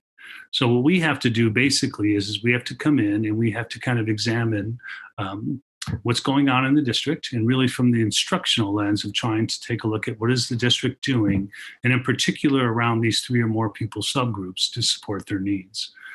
And so we have chosen to do our systemic instructional review in order to be able to gather that data. We really see that as an opportunity, as I mentioned earlier, to really try to define where the district is doing some things well and areas where that they can improve. So that's the process that we use. And then based on that, and you'll hear a little bit of that tonight too, what's unique about some of our work is that once we've done that systemic instructional review, it's really intended to inform the work of the county office around their DA process and to provide feedback for the district. What's unique about the CCE is that we also choose to stay. Right? It doesn't require us to stay, but we choose to stay because we really see our role as a partner in this work. And so once we've determined that, we try to use our resources along with the district's resources, as well as the County Office of Ed, to collectively work together to see what we can do to help support the district. So what we have chosen not to put here is that there are other steps in this process to where once we've done the SIR and once we've continued to stay in the district, we also have to continue, as it mentioned, we have to progress monitor. So we have to continue to give feedback to the district as well as the county office and as well as to the state superintendent. How is the district doing towards implementing some of the strategies or some of the things that will be identified in the SIR in order to help these particular student subgroups? So what happens is as we continue to do that, there will be a process where down the line, and it depends on how long the process takes and we work together, but generally within a year and a half, we'll have to come back and we'll have to do another deep dive using the SIR process again, as we did in the very beginning, to really determine what progress is the district making. Our goal, and we specifically, that's why we choose on this slide, our goal is to really stay the course and really work with the district. And we have a lot of confidence in your team. But if we did not see the growth and we were not seeing and if the dashboard data continued to stay the same, then we have a responsibility to let the state superintendent know that. And the state superintendent can make the decision, and it does use the word may. I'm going to read you some of the statute language, and we'll give you copies of this too. But it says if a school district's identified, the superintendent may, with the approval of the state board, do one or more of the following. And what it says is that, so assuming there was not progress made, develop and impose a budget revision in conjunction with revisions to the local control accountability plan. The superintendent determines what allow the school district to improve the outcomes of the pupil subgroups that are identified. The superintendent also has the ability to stay or rescind an action if that action is not required by a local collective bargaining agreement. He can also has the ability to appoint an academic trustee to exercise powers and authority specified in the section on his behalf. The superintendent also has a responsibility to notify the county superintendent, the county board of education, the superintendent of the school district, and the governing board of any of these actions that he is choosing to do, and whatever that he would choose to exercise these powers. Now, what I wanted to share with you is this is all very new. It's all new statute. And as we met with the state superintendent and kind of defined our process, Tony Thurman, our state superintendent, is very interested in local control and does not have an interest of coming in and doing any of this work. He really wants to see if folks can stay together, collectively continue to work within the system of support with the goal of really being able to give the folks who work the closest to the students and know them the best the opportunity to succeed. So that's our goal, but I felt it was important to make sure that we share the other part of some of that statute. And we can answer some questions more about that. We'll send you some of that information at a later time. And so with that, I'm going to go ahead and turn it over to Dr. Carla Estrada, our Deputy Executive Director. Carla. Thank you, Tom. Appreciate it. Good evening. I'd like to talk a little bit more about what areas of the dashboard, in particular, which student groups were the ones that really surface as not necessarily showing progress within our dashboard. And so, as you can see, the district has been in differentiated assistance with the county office for 3 years and has been receiving that support and will continue to receive that support. And however, as we're looking at that support and looking at how can we inform more around those types of services that SCOE provides, as well as the system of support, in particular, as Tom has highlighted, we'll be looking at how students experiencing homelessness continue to make progress, in particular around pupil achievement and pupil engagement, how our foster youth, again, around pupil achievement, pupil engagement, and school climate areas on the dashboard, and as indicated for students with disabilities in the area of pupil achievement and pupil engagement. Now, the reason why this is also important is because, as we well know, any good sense of good first instruction is critical for all kids. And as we look at Sac City's data, we know that there's overall areas of growth and improvement. We know as looking at how our English language learners are doing, that there's areas of improvement there, how certain youth within the district are also progressing are important as well. And so we do look at the full picture, but we recognize that in particular, we need to really dive into the needs of this student population. Next slide, please.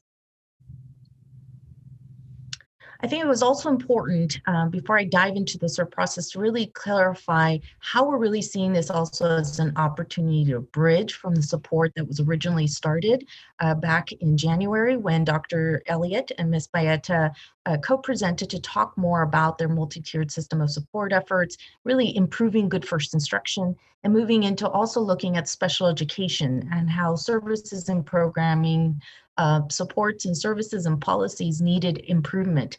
And if we remember, Dr. Elliott even shared some data on specific areas that were of concern and how the district was beginning to really work to address those, as well as really look at how do they use data to inform decisions, how do they use capacity building, not only at the district level, but at the school level, as well as the classroom level. And so there was really an interest to see how do we build from what we learned from that, how we continue to support that work as we're also developing some clear recommendations with the CERN. So we just wanted to make sure we reassured the board that we were aware of Sac City Unified School District's instructional priorities, and that we will continue to work in collaboration with the district to make sure that those are integrated, because obviously they are in the right direction. We just want to also make sure that we look at the entire system around instructional systems and strategy to ensure that those pieces are not lost as we're implementing some good instructional priorities as listed here on this slide. I think the other piece that you'll see on this slide is really trying to ensure too that we're integrating with the work that's happening around academics and behavioral and social emotional well-being. There's been some really great efforts in the district around these areas, especially around social emotional learning, that we want to make sure, again, integrated from a multi-tiered system of support lens, but also ensuring that our most vulnerable students get those kinds of supports. And so that will be as well integrated into the SERP. Next slide. Thank you. So I've talked to you about our systemic instructional review, and I'll dive more into the process and what that report will look like. But we wanted to share with you a little bit more details about the components themselves. So the development of the SERP process, as well as the components that really serve as our framework in which we are looking at data, examining, again, strengths, weaknesses, opportunities, and threats, really are built from the research and practice on effective school school effectiveness as well as instructional effectiveness. And so you'll see here that much of these component areas are not anything that's a real surprise, but it is something in which how do these pieces, one, look independently, but also as they interact with all the other areas, including from looking at culture and practice all the way to governance, support, and instruction. And so one of the things when we look at different areas is, for example, with governance, support, and instruction, we're looking to see how does the district inform the board around instructional strategy, progress on that strategy, how these priorities are actually being implemented and what do they look like, and then being able to take that information back to continue to improve in their practice. So it was really looking at how these pieces come together, but also intersect and be able to inform the type of work that's occurring in schools and throughout the district. We are happy if you click on the slide, on the link, not now, but if you are interested in learning more about those components, just please know that you can click on that link and be able to get into more of the weeds about that information, and happy to go into more detail at a future meeting, especially as we start to get more patterns and themes surfacing around these instructional components. Again, the idea is to create a very comprehensive assessment of instructional strategies as well as systems and structures to implement and effectively know if they're working or not. Next slide, please. So a couple ways in which we gather data. As Superintendent Aguilar shared at the beginning, we have started some empathy interviews. The reason why we start with empathy interviews before we really dive into the SERP process is we want to understand people's just how they feel about the system overall. That really helps us to know, again, where are some places that we see some strengths, some assets to build from, but it also lets us know where are some additional areas we should probably look more into to ensure that we don't miss something. And then it begins to help us inform where are also some key stakeholders that we need to make sure we spend some time with, whether in individual interviews or focus groups. But as you can see here, we really try to create many different ways in which we gather, or what we like to say is triangulate the data to make sure that one, we're not just running off assumptions, but that we're really trying to get to the root of what may be causing some outcomes the way they've currently stand, or lack of implementation in certain areas that we know are good practices. We all have worked in systems that have really great ideas, and sometimes it's the implementation where things get stuck. And so we want to make sure that we use the data to help guide an understanding, and it is again as comprehensive as possible. You will see over the next few months that we will be engaging in these data collection processes. I think one thing to just note, because of COVID-19, this is an area that's really a new space for all of us to think about how do we engage with stakeholders. We heard some really great information this evening, especially as we're thinking about engaging with our parent stakeholders and student stakeholders, that we need to really individualize to the system. And we really do take that very seriously.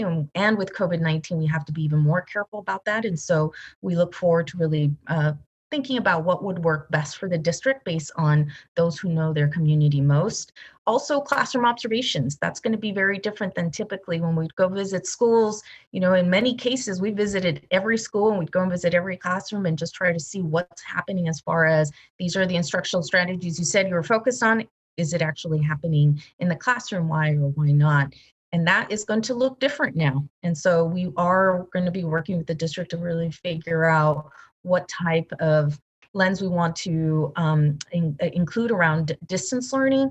But I also think it's an area that we may need to just note that we'll have to come back to really look at in-class instruction, because it is critical for us to be able to inform and triangulate some of this data.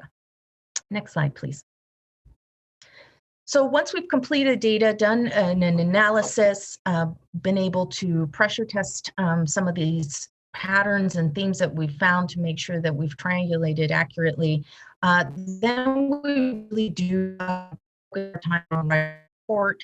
The report is really structured on highlighting bright spots that are occurring in the system to ensure that we can really leverage those within the system. There's a reason why these work well in Sac City Unified, so let's really make sure that we think about that as we make recommendations. Within the report, you will also see that each of the 12 components will have a SWOT analysis, so you'll know the strengths, weaknesses, opportunities, and threats across each of the different 12 instructional components. And you will also see within the report some clear recommendations, some findings, as well as clear recommendations that will be provided.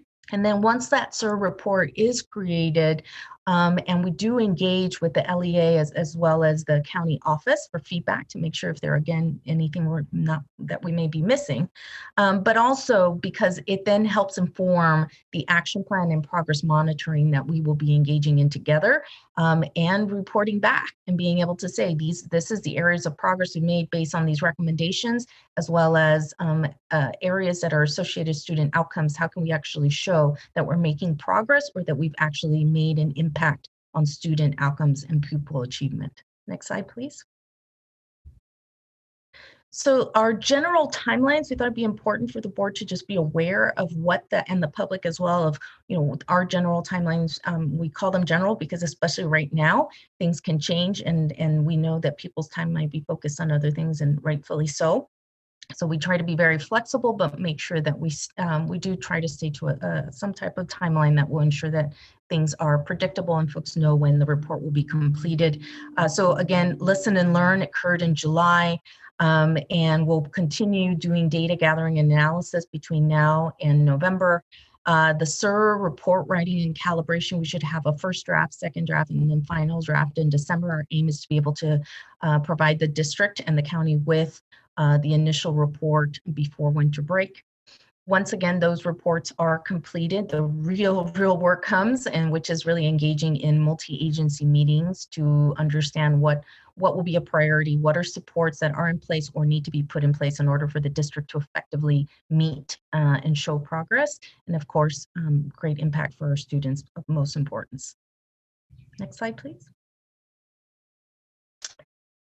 After the SIR occurs, again, we have identified priorities. We will coordinate meetings as Tom shared. We also will be providing updates to the CDE as well as the State Board of Education, just so they know what we're focused on, what progress we're making. And I think this is another very critical, important part is our communication plan. We know that we'll be engaging many people throughout the system, and folks always come back and ask us, so what happened? And so it'll be something that we will be working with the district to ensure that once a SIR is done, how do we want to communicate and circle back with all of the different stakeholders to understand what were the results of the SIR and how the district aims to be able to address them. Next slide, please.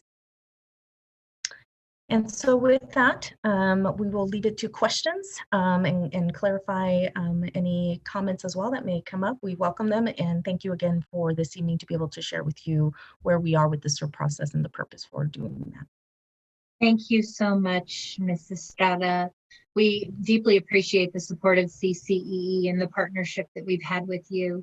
Do we have any public comments on this item, Anne? No public comments. Okay, with that, we'll go ahead and take board member questions and comments. I just want to remind everyone we're about an hour and a half behind in the agenda. So if you can please keep your comments brief. Board member Garcia. Yes, thank you. I'll be short. So I just for point of clarification.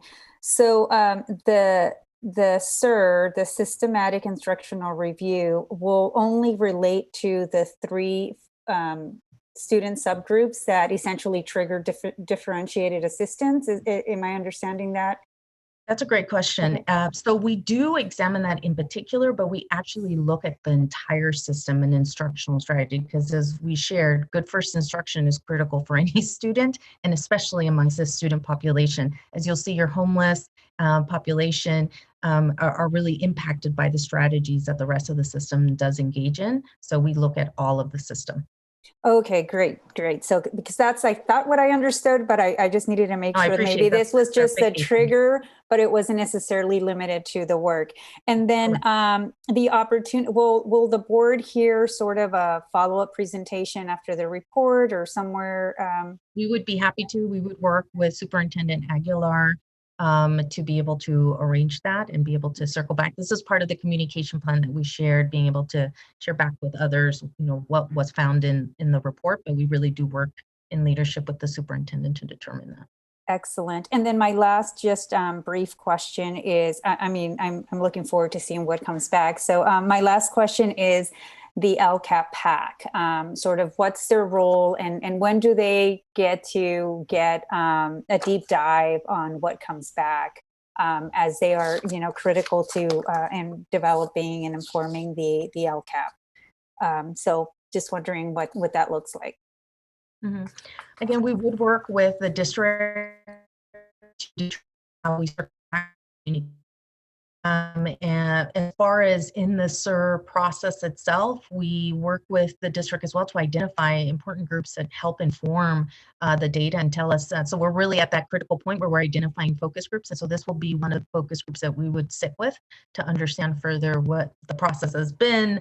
Obviously, the LCAP is a critical part of what we look at and really think about where the focus and investments that the district is making around instructional strategy are they aligning, and so that group will be an important one to circle back with as well. And because you mentioned that if I have just one brief follow-up, then what comes to mind also are DLAC and CAC and the African American Task Force, now that it's a standing committee. Will those also be part of that, process of those have already been identified? Great. Thank you. I'm sorry. Yes, they have been identified, and the beauty is also as we go through, we'll identify other groups. The CAC, for example, is also a group that we'll be spending time with, and then over time, again, we identify other folks that is critical to who have been long partners of the district and who can really help inform them. So, yes. Thank you so much, Board Member Garcia. I think alongside that, and you began to answer this question, really about how we're engaging the stakeholder groups for the student populations that have triggered this work. And so I would like to hear, you've identified parent groups, many of them through standing committees and the board. How are you also making sure that you are engaging the broader stakeholder community? Because, for instance, when I think of the LCAP PAC, we have a brilliant group of individuals, but I can't necessarily say that you could, within that group, guarantee that you have the level of depth of understanding or experience around homeless students, for instance, or special ed. And so really making sure that there is a broadening of that engagement so that the quality of the work reflects that. I'm interested in hearing that. And then I have one other final question if no other board members do. Sure. So broadening the engagement is something where we've worked with the district to begin, again, to identify who are some immediate folks that come to mind. But we will continue as we engage in the interviews to see what are additional partners. And so there have been great conversations, for example, with Mr. Harris, who's further enriched, you really should think about speaking to this group or that group. For example, they had recommended the African American Task Force because that was a newly formed group and thought it was important for us to meet with them. And so as far as continue to dive deeper, I think we really try to triangulate the information so that way we get it from different groups and different perspectives, both from the data. Again, I think going to the actual school level is always a big wealth of information because as you were mentioning, those who work closest with kids and especially our students who are experiencing homelessness or in foster care, that's who interacts with them most closely and could have some really interesting perspectives for us. And so that's the richness of visiting schools that we're trying to problem solve around. How do we make sure that richness is also added to already established focus groups or individual interviews, as well as other performance data that we look at?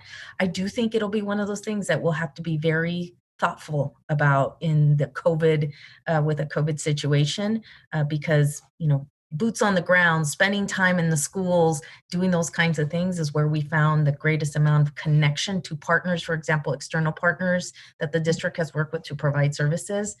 In this situation, we'll just need to be really clear about digging deeper, especially amongst these student groups. I know it's not a perfect answer, President Ryan, but it is, considering the situation right now, that's what makes it really tough, but it's important that we do so. Well, I do think to your point about the COVID context and the boots on the ground, what we talked about is engagement that's occurring at a systems level and a district level. And I think making sure that there are calls to the school sites to ask for the individuals that they should be connecting with via phone interviews, if that's the only route possible given COVID, would be a nice way to supplement some of this work that you're doing at the systems level. I did want to also ask, our CAC and our Coalition for Students with Disabilities have been very excited about Judy Elliott, her incredible support, her ability to take some of the special ed audit recommendations and move them forward, and the multi-tiered systems of support. And so my question is this CCE work going to include the multi-tiered system of support? Is that a parallel track, or is that work in essence ended and resting with the district now? Yeah, absolutely. Great question. That was really important for all of us. Judy is here with us as well as Nancy Brownell. And one of the things that we've been very focused on is bridging that work. That was why we wanted to make sure we called that out in our presentation. So those who've been working in that space with Dr. Elliott and of course, Ms. Baeta, that we've let them know that that is not something that's going away. If anything, it is a parallel process, but it's also informing the work with the SIR. Dr. Elliott is a key member of the SIR team. And again, because she's involved in a lot of these meetings with the different educators, as well as looking at data, working with central office staff, so on and so forth. And so we want to make sure it's informing that. And so it will continue to inform, and it will be part of our ongoing support as we continue to move forward. Thank you. I'm incredibly relieved to hear that. I think that it is going to potentially be transformational for students in the district. Do we have any other board member questions or comments? Board Member Morawski. I just wanted to make sure you know that you have an eager audience for this report when it comes out. And I wanted to thank you for working with our district. And I really, really look forward to seeing the report. The presentation was excellent. Thank you. Thank you so much. We look forward to it, and please know that if board members also want to spend more time with us, we do an outreach, and we look forward to if folks are open to be able to give us some time on some thoughts on some of this instructional work. Excellent. Thank you so much, Mrs. Scada. And I will just say as we close out this item, it is not, once again, lost on us that you are choosing to work with us, choosing to continue this partnership. And so thank you for making that choice. I realize that this is hairy, audacious work at times, but our students are the beneficiary of your phenomenal team and your efforts. No, thank you. We're grateful for the partnership and the commitment of the folks in the district, of community members. Just in our initial empathy interviews, there's so many folks so committed to the success of the students of Sac City Unified School District. We're honored to be able to work alongside with you in that work. Yeah, thank you. Again, President Ryan and board members, I just want to thank Mr. Armelino, Ms. Estrada, Dr. Elliott, Ms. Brownell, for all of the time, energy, and effort that they've put into this process. I'm sure they will have interviewed at least 20, 30 people by the time this is done. And then, of course, all of the data analysis and the other aspects of this process. So I look forward to the continued partnership, as well as the support that they've provided to us during the process. Just given their extensive network and ability to find additional supports to help us meet the needs of our students. So again, thank you, Mr. Armelino, to you and your team.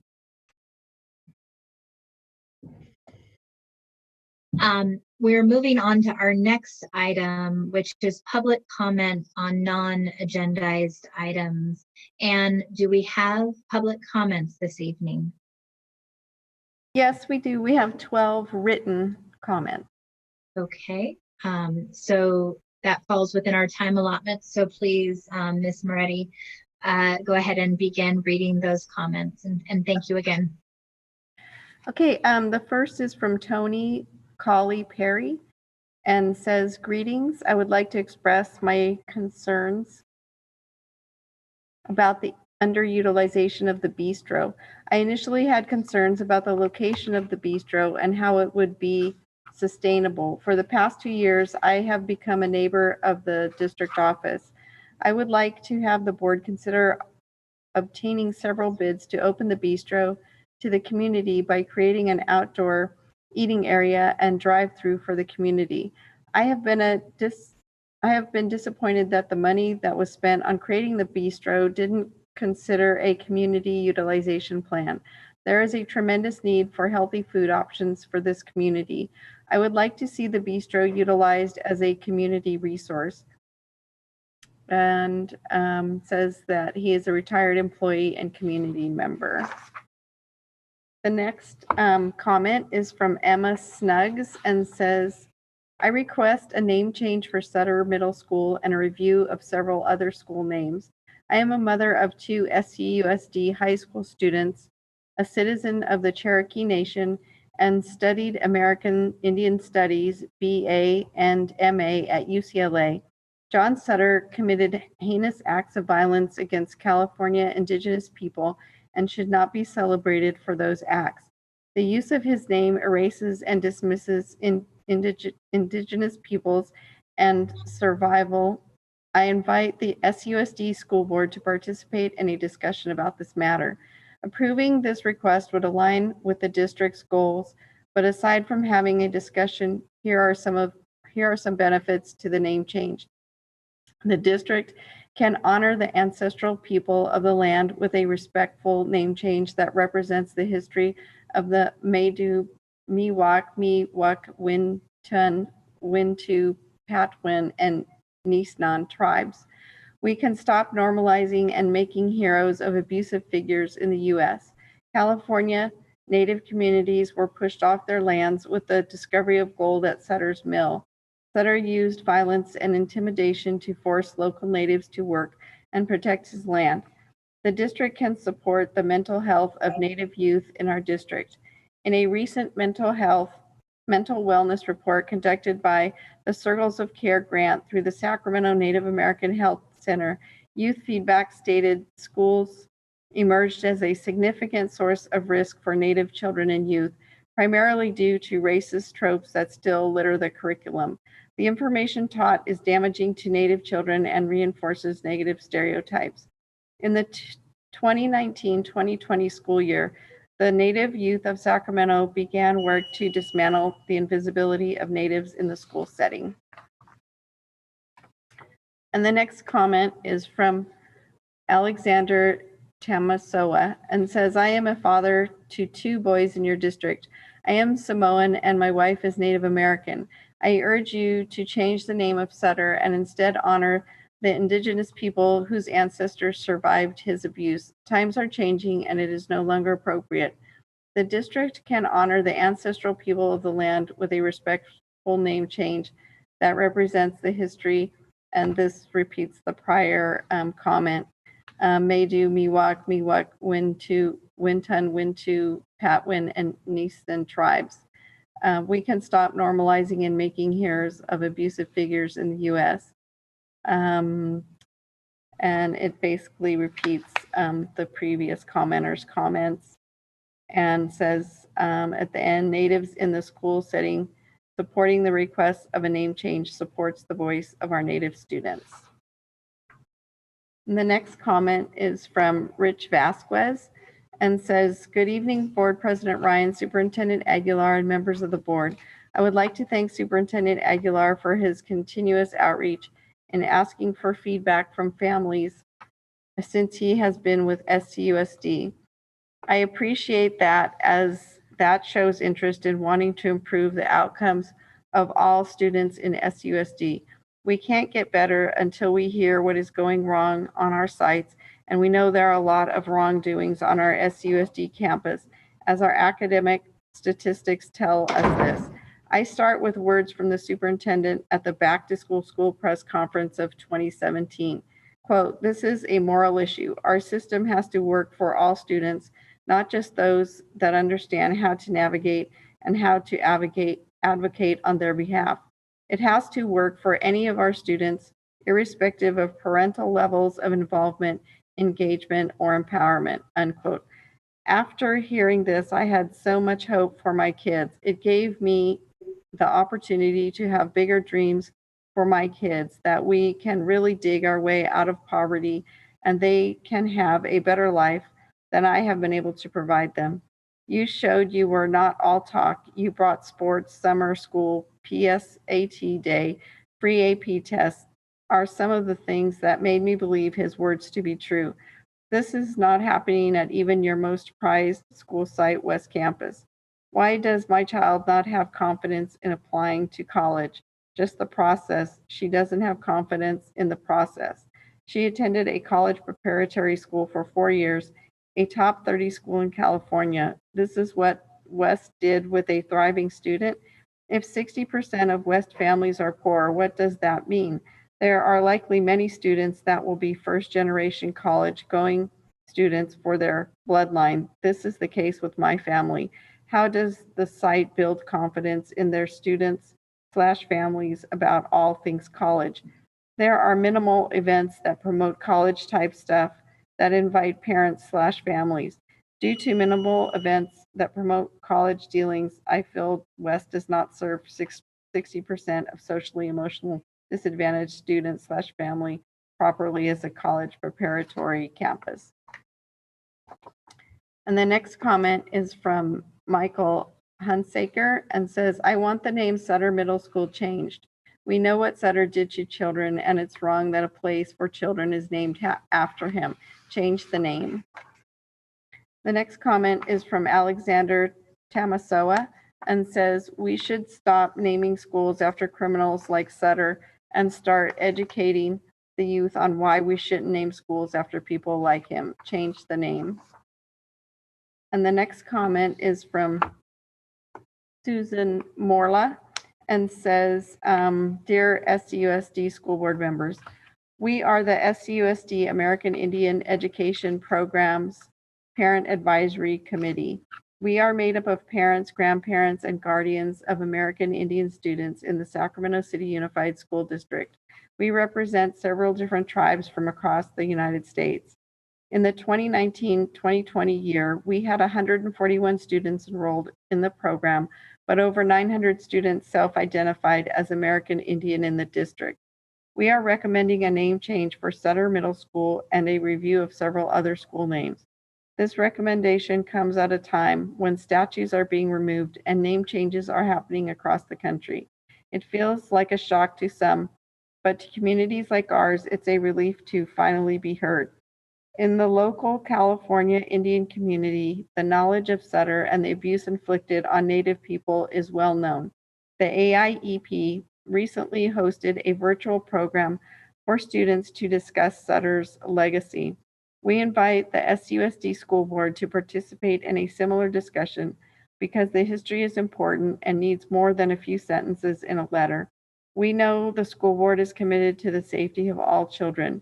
We hope this request is not taken lightly, as it has a direct impact on the safety, emotional health, and engagement of American Indian students, and will empower our families and community.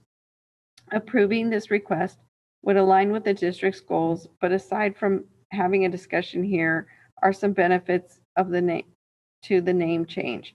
The district can honor the ancestral people of the land with a respectful name change that represents the history of the Maidu, Miwok, Wintun, Wintu, Patwin, and Nisnan tribes. We can stop normalizing and making heroes of abusive figures in the U.S.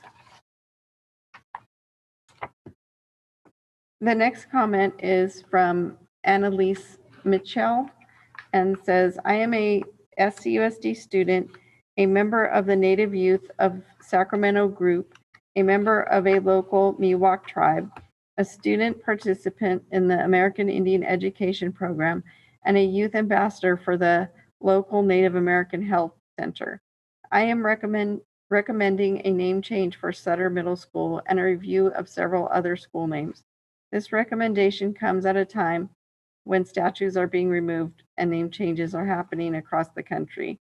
It feels like a shock to some, but to communities like ours, it's a relief to finally to be heard. My first knowledge of Sutter did not come from school. My mother taught us the history of Sutter and the genocide and destruction he caused my relatives. It is time for change. It's time this community stops praising a terrorist. Seeing statues and celebrities of an individual like Sutter creates emotional distress and anger within me. We know the school board is committed to the safety of all children. Please change the name. We hope this request is not taken lightly, as it has a direct impact on the safety, emotional health, and engagement of American Indian students, and will empower our families and communities. The next comment is from Cindy Lamar, and it says, we, the undersigned, request a review of schools in the Sacramento City Unified School District named inappropriately after individuals who have caused irreparable harm to indigenous populations, most egregiously John Sutter and Peter Burnett. We understand times change and people become more aware of the background and history of names. A thorough review of these schools will help bring about a better education for all students and recommend a committee be formed to help with this task. It is important as board members to ensure racial equality is foremost on your agenda, and thank you for your attention to this matter, especially during this time when an effort to address racial disparity within our communities and public schools is so important. And this is from Cindy Lamar, Britta Guerrero, Virginia Hedrick, Al Osorio, Calvin Hedrick, Jim Keddy, David Hetstuman, Yamoni Hedrick, and Leah Hawkins. And the next comment is, I am writing in support of the name change of Sacramento City USD and Sutter Middle School, and it's from Tawia Garcia. And the next comment is from Dalton Brown, and says, as the indigenous inhabitants of the Sacramento Valley, Wilton Rancheria formally requests that the Sacramento Unified School District undergo a thorough review of its campuses for appropriateness of those individuals whose names appear on each campus. Most significantly, we strongly encourage the district to immediately remove and replace the name of John Sutter on your campus. John Sutter, who is famous for his prowess as a businessman and pioneer of California, was also a brutally violent man. While we could list dozens of documented accounts of his violence against our Miwok and Nisnan ancestors, it speaks volumes about his character that he frequently would burn down our ancestors' ceremonial roundhouses in order to, quote, motivate our people to work harder in his mining camps and settlements. This act is nothing short of terrorism and a blatant act of religious intolerance and cultural genocide, and demonstrates exactly the type of brutality that John Sutter was known for by our people. We request that the school district formally consult and discuss its school's naming conventions, as the tribe has existed in this valley since time immemorial and remains an important stakeholder in the local and state communities. We look forward to working with you. And the next and last comment is from Emily Mizukami and says, our campaign to rename Sutter Middle School after an individual more deserving instead of a racist colonizer has more than 1,000 signatures and support from parents, students, and members of the Native American community. Please update the community on this issue's progress and whether we need to form a community advisory board. Students should be proud of their school's namesake. John Sutter enslaved Native Americans. Other schools are named after people who believed in eugenics and a man who had many African slaves. Let us honor our wonderful community members, past and present, with new names for these schools. Thank you, Ms. Moretti. Superintendent, before we move on to item 9.0, communications and organizational reports, can I just request that you come back to a September board meeting with an update on the staff point person for the committee that will be formed to look at alternative school names? I know that this was a project that unfortunately, with staff capacity issues and not having many of the staff who would normally be in place right now, has not been able to move, but would love to have a status update and a realistic timeline to demonstrate that this is something that we are going to be moving forward on. And I want to thank all of the comments from our Native American community tonight. Absolutely, President Ryan. And just for purposes of providing one update, our staff has begun the process of looking at names of all of our schools throughout the district as well. We will provide information of existing board policy and administrative regulations related to the process of changing names as well. And we will do that as quickly as possible. Thank you, Superintendent Aguilar. Item 9.1, employee organizational reports. Our first organizational report will be read by SCTA or Ms. Moretti. Is it a live comment? It is written. Okay.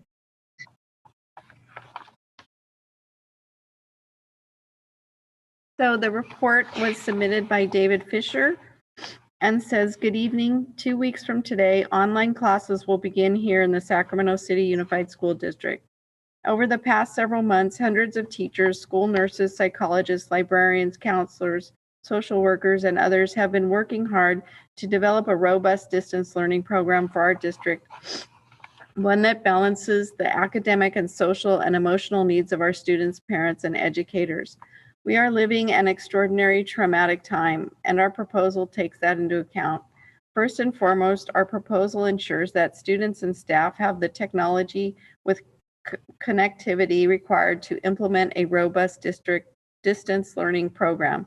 Technology must be extended to every student, not just every family, and to all staff who will be engaged in distance learning, including substitute teachers, instructional aides, and others. Second, along with that technology, staff needs professional development. This training should not just focus on the technological aspects of district distance learning, but now more than ever, we need to confront the institutional racism that affects SUSD and permeates American society. As we have advocated for nearly 5 years, all staff should be provided implicit bias training, a board policy that was adopted in 2014 and never implemented. It's time to act. Third, our proposal provides for instructional minutes and structured daily schedules that meet students' academic and social emotional needs and values the professional expertise and judgment of classroom teachers. Fourth, our proposal provides for an ongoing structured engagement between teachers and the district to help guide, coordinate, and troubleshoot the implementation and development of distance learning. Fifth, our proposal makes use of all available staff, including school nurses, librarians, substitutes, training specialists, and instructional aides, to provide the necessary interventions, avoid split classes, and to make distance learning as successful as possible under such challenging circumstances. Sixth, our proposal would make accessible upgraded curriculum options and software to give more online resources to students and teachers. Finally, our proposal calls for a smart start to distance learning for the first 6 days of school to allow for a phased-in implementation. This will allow for the inevitable technical glitches that are sure to occur in the first several days as students allow time for supply and textbook distribution, make sure families are aware of food distribution schedules, and for parents and staff become acclimated to this radically changed educational environment. While the discussion between teachers and the district has been extremely constructive over the past several weeks, and the district representatives have expressed a willingness to be truly responsive to teacher input, the district has largely ignored that input into its responses to our proposal. We are next scheduled to meet on Monday, August 24. Unfortunately, the district's insistence on moving forward with a PERB hearing on August 27 to 28 is also impeding our availability to meet. Last week, we made a proposal, the district, in which we would drop 4 complaints that PERB has issued against the district in exchange for the district dropping its single charge against SCTA. Ironically, the district's charge alleges that SCTA has refused to meet for successor negotiations that have been underway already for several months. In addition, SCTA suggested that the parties simply reschedule the PERB hearing after school has commenced so that the parties can concentrate on working together on our district learning program. Here, it should also be noted that the hearing is unlikely to conclude in the 2 days scheduled for next week, and that a decision will not be rendered until sometime in 2021. Moreover, the outcome the district seeks in the charge to convene successor negotiations has already occurred. Because pursuing the charge against SCTA seems so important to the district, postponing the hearing would allow the district to continue to pursue its allegations while not using up limited days of availability to discuss distance learning. The district refused to postpone the hearing. Unfortunately, the only party that stands to gain in such a scenario is the district's outside consultants, particularly its law firm Lozano Smith. Recently, Lozano Smith received between $2 and $5 million from the federal Paycheck Protection Program offered by the U.S. government to small business, designed to keep them afloat during the turbulent economic times. But is Lozano Smith really struggling?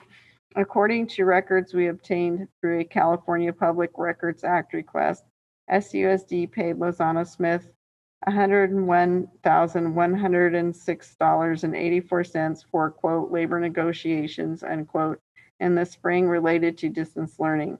That $101,000 expenditure was the third largest single line item expenditure behind only Chromebooks for kids.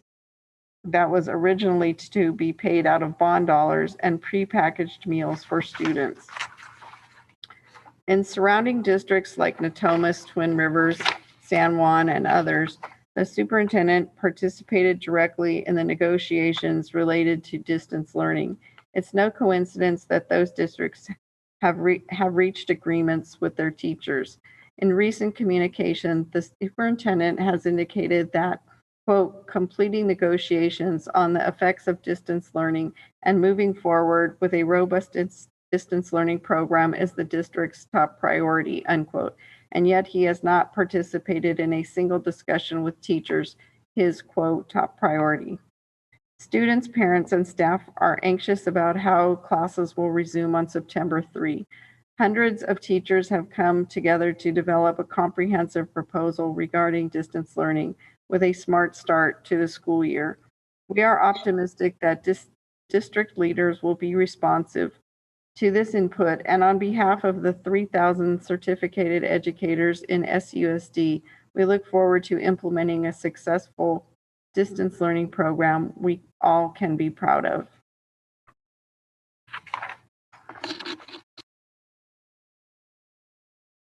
Thank you, Ms. Moretti. Do we have organizational reports from any of our other organizations? No, President Ryan, we do not. So with that, we will move on to item 9.2, the District Parent Advisory Committees. We're going to hear first from the Community Advisory Committee. There is no report given. There is one report from DLAC. Okay, thank you. And it says, was submitted by Alova Ayala, Santa Maria, Liana Sanchez, and Valia Mercado. It says, we appreciate the patience of those in attendance at our first DLAC meeting of the school year. To facilitate virtual DLAC meetings, we need support. There's a difference between empowerment and, quote, making a way out of no way, unquote. It has been argued that making a way out of no way is the spirit of growth mindset, resilience, and fortitude. However, that is why character development programs are just another way of teaching our marginalized students how to navigate systems of oppression rather than dismantling the systems of oppression for and with them. Please provide us with district resources such as a representative or liaison from the technology department to oversee our Zoom DLAC meetings and mock interpreters for language accessibility to empower DLAC and ELAC. We would also like to thank the district for the recent addition of automated language accessibility options when calling the main line at the district office. Our members have the following questions. How long will it take to receive a callback when leaving a message? How will you advertise to families that this is now available? How will you build district capacity to support the influx of multilingual callers? When will this be applied to all district phone numbers, particularly school sites? Currently, the message references the pandemic. All lines across the district, including school sites, should maintain multilingual support even after the pandemic. If a language other than English is selected and not supported at the school site, it should be rerouted to a district interpreter or a third-party agency to facilitate communication. Nobody should be turned away from district or school site support due to a language barrier. As we prepare for the new school year, Multilingual will be offering its annual English Learner Advisory Committee ELAC trainings. This is an opportunity for sites that do not currently have an ELAC or need a refresher. We'd like to bring attention that ELAC is its own entity and not an agenda item during school site council meetings. Now more than ever, every school that is mandated to have an ELAC must also have ELAC member names, meeting announcements, minutes, and documents publicly available on their school website. DLAC is working with Multilingual to update our webpage so it includes names of schools requiring ELAC and DLAC membership, as well as the hyperlinks for ELAC information posted on each school's website. Any communication from the district or school site must be language accessible within our district's top 5 languages, including communication from administrators and classroom teachers. This will require building the capacity of Mock Center to facilitate two-way language support. We would also like to personally thank Superintendent Aguilar, Board Member Vang, and Board Member Garcia for participating in our first meeting and extend our invite to all board members. Our meeting dates are posted on the DLAC website. That's the only report. Thank you, Ms. Moretti. Item 9.3, Superintendent's Report.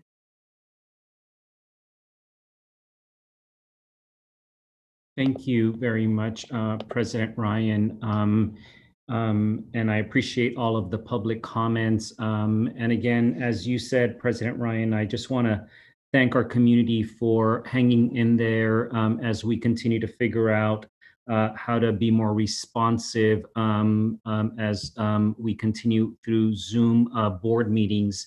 And it's just an example of how our teams have been very hard at work throughout these last few weeks over the summer, trying to create plans and resources for distance learning in the fall as we begin to think about welcoming back our students virtually on September 3rd.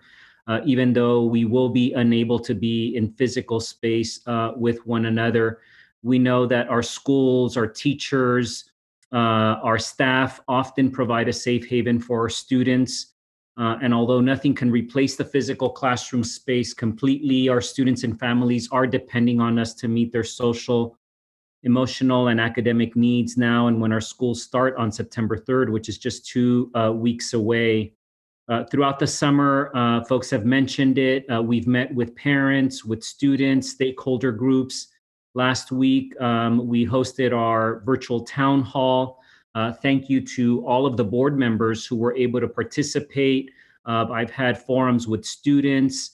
As you heard, Liz Guillen from Public Advocates, Dr. Kasiriye, who's been a steadfast partner and has been to every meeting that we have asked her to participate in.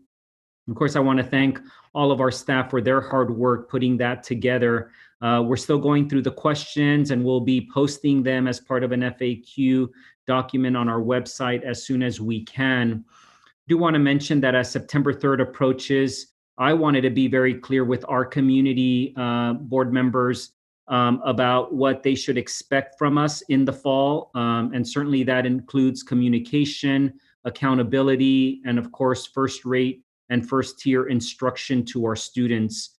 We know that spring was not distance learning, and to quote our amazing Chief Academic Officer, it was emergency learning. In the fall, we must make up for any of this learning loss that our students have experienced, and we must be better at meeting the needs of all of our students. I say, hold us to the fire, hold us accountable. Tenemos que rendirles cuentas a todos. Communicate when something isn't working, and I've received a lot of emails from our community members making it very clear that they expect us to do what's right on behalf of students. Ask us when you have questions about your students' education or their experience, good or bad. We certainly appreciate all of the feedback, the advocacy for the rights of all of our children in Sac City Unified, because that, of course, will make us better and will help us achieve success for all of our students. I feel that we have a clear charge from SB 98 and requirements for distance learning by the state. And we have an obligation to provide our students with top-tier instruction, and we must communicate with our parents and students about our plan. We must meet the academic, social, and emotional needs of all of our students, and we have to assess student progress on a regular basis. To quote our governor, as he has said, learning is not negotiable, and school districts must provide meaningful instruction in the midst of this pandemic. While we reached as best as we could under challenging circumstances, I have said that I was not happy with the academics provided in the spring, and I want our community to know that we will do better. And while the spring was disappointing, I'm proud of some of the ways that our district has been proactive in planning for the fall. What does that include? We are working diligently to provide devices, connectivity, because we know that when we begin on September 3rd, we have to have that those devices and that connectivity in the hands of every one of our students who needs that kind of support. We provided enough of these computers for our school sites to meet this goal. We're continuing to refine our processes. We have plenty of Chromebooks at our school sites as well. And I'm just grateful for the commitment from our board and from different stakeholders to meet the needs on this front. I'm also proud of the data that we began collecting to determine which students were most at risk of disengagement. And you heard that during our opening of schools presentation, the wonderful work that we are doing to conduct outreach to find our students so that they're in the best position to start learning on September 3rd.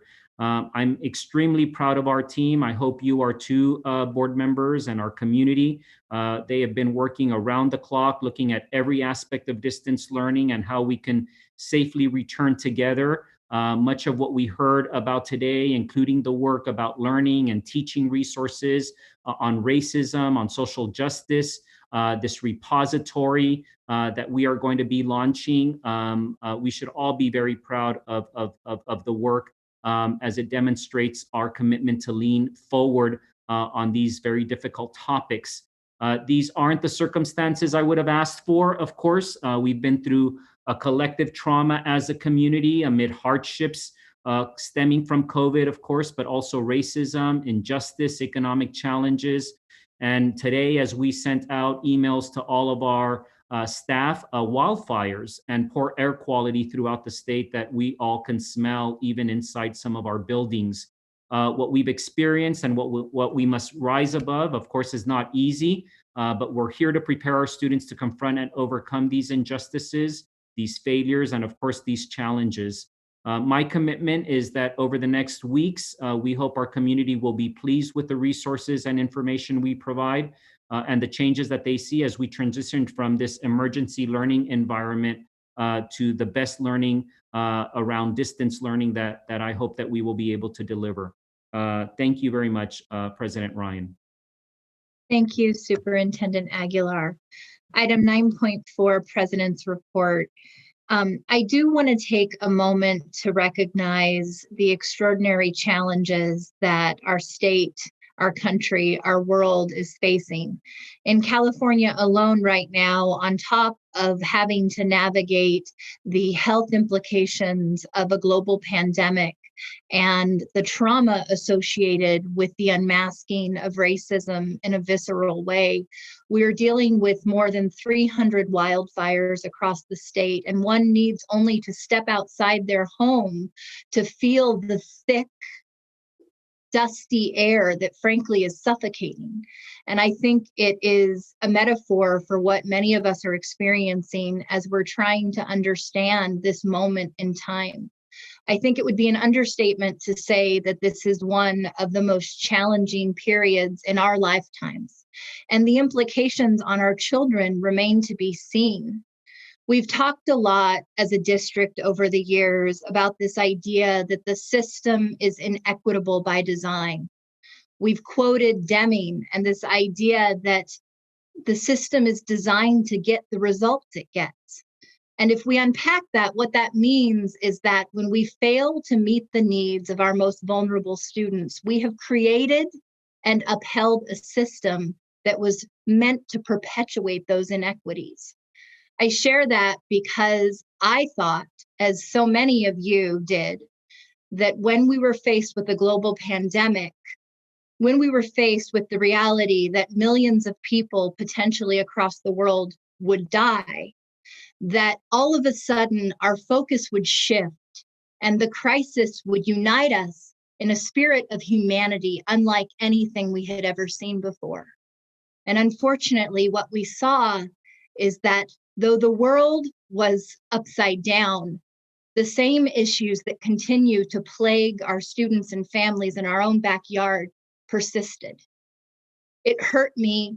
It hurt the community members that I've continued to interact with, the amazing teachers who rose to meet the moment, and the staff who have refused to accept anything less than meeting the needs of each and every one of our students. About a year ago, we unpacked the root causes of some of the inequities in Sac City, and one of our parent leaders, I thought, put it most beautifully. She said that we in Sac City don't believe in the ability of each and every one of our students to learn. And I wanted to bring that up tonight because as we move towards distance learning in these uncertain times, in these unprecedented circumstances, there is a desperation unlike anything that I've experienced before in my life. Someone told me that it feels like this convergence of all these forces is akin to Armageddon. And so what happens is that the most vulnerable among us are told to accept whatever can be offered. That when you're hungry, you should be happy if any food comes your way. When you don't have access to learning, any learning is better than none at all. When you don't have a roof over your head, you should be content with a sleeping bag. And I will say, as our school districts go, so our society goes. If we cannot meet the basic needs of our students, if we cannot reject the notion that our high poverty, high potential students within our district don't deserve more, then we are failing our students at perhaps the most pivotal moment in their lives. I hope that we will look back today, years from now, and we will say that we had the courage and the commitment to upend a system that has focused for far too long on demonstrating through transactions that we can make some modest difference. And instead recognizing that we literally have thousands of students, low-income students, African-American students, Latinx students, Asian American students, Native Hawaiian students, and Pacific Islander students who deserve to have the quality of education that their white peers in more affluent neighborhoods would have access to, that more resource parents would demand. I would also say that what we have at Sac City is an incredible human capital that is unparalleled. And if we commit to move forward, to work together on a team that holds students as our North Star, then anything is possible. But if we don't do that, at this moment in time, what we will say is we accepted a system that failed our students in one of the gravest crises that we have ever experienced. And we lacked the courage and fortitude to finally put the focus where it belongs, on our children. Moving on to our next item, our student board member report. Isa, board member Sheikh, we're so happy to have you, and I'm excited to hear from you this evening. Thank you so much, President Ryan. Good evening, everybody. It's been a long night. My name is Isa Sheikh, and I'm a senior at the Met starting 14 days from now. It's an absolute honor to serve my peers and this district as a student board member for the 2020-2021 school year. This is probably the first time that most of my fellow members of the board, staff, and the audience are getting acquainted with me, except for the 2 times that I bumped into President Ryan at Starbucks. But here's a little about me. I was born in San Francisco as a son of Indian immigrants. Watching my parents work day and night, my mother always taught us that education was the way forward. And so I've put a lot of focus into education these past 17 years. My family, like many others, left the Bay Area years ago to join this community, and it didn't take us long for us to fall right in. It's a great community full of great people and far too much untapped potential, as President Ryan just mentioned. In the past couple of years, I've gotten to do some cool things as an intern at Davis Media Access, working with TV and radio, working at the as well as at the California State Library, working with history and politics. In my free time, as much as I hate it, politics is my constant fascination. But moving back towards my role as SBM, seeing that the principle of education wasn't applying equally to all my peers in this district, I decided to join the Student Advisory Council 2 years ago. And we've all seen a lot of change in these past 2 years, but I think it's fair to say that a lot of the changes we've seen aren't the ones we wanted to see as a result of circumstances. The district continues to face its financial hurdles, and students continue to face so many challenges that they faced for far too long. Obviously, with the pandemic shutting us into our houses, those challenges and situations have changed and evolved into this completely new era.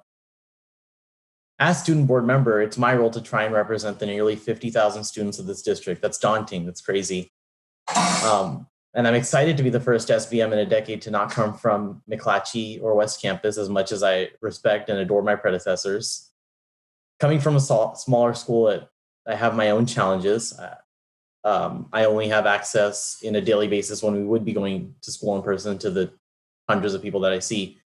So I really want to work hard to reach out to students throughout the district. So preparing for today's report, I dispatched members of the Student Advisory Council as well as myself to ask their peers and their classmates through Instagram stories, just for a short response on how they had felt spring distance learning had gone. Earlier in the meeting, we had seen survey results of the 20,000 parents.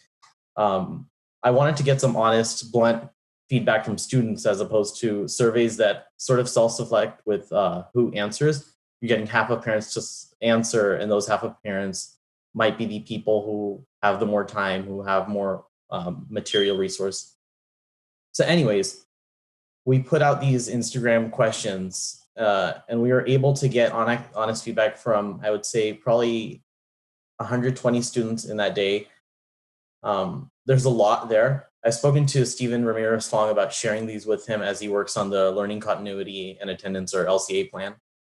And hopefully those can be put to good use there. But I want to share some of what I heard from my peers in those blurbs they gave us. As many of you know, distance learning just hasn't worked for so many of us. Some students describe positive aspects, like more creativity with their schedule, or if they had good communication from their teachers.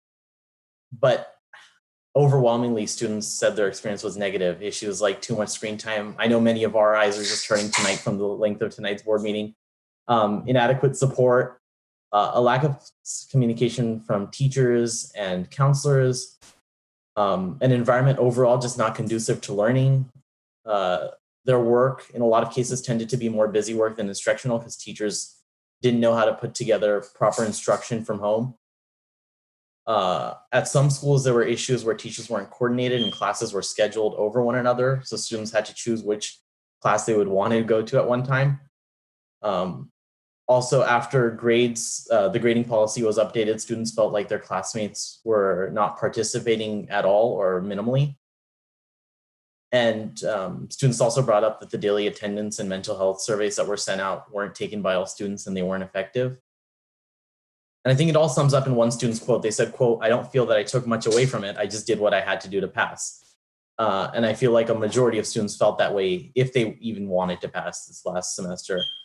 And so a lot of students have told me that they didn't learn a single thing from when classes resumed in April to when they dismissed in June. And it sounds like hyperbole, but in a lot of cases it's not. And so I hope as we come back, staff, educators learn from the failures of last semester. And finally, just moving towards something that's been exacerbated by this pandemic and social distancing, I wanted to close on an issue that the students in this district have continued to face. For years, mental health and a lack of counselors has hurt students' ability to get forward. It often feels like students' mental health is a concern close to the bottom of our priorities list when there's so much else going on.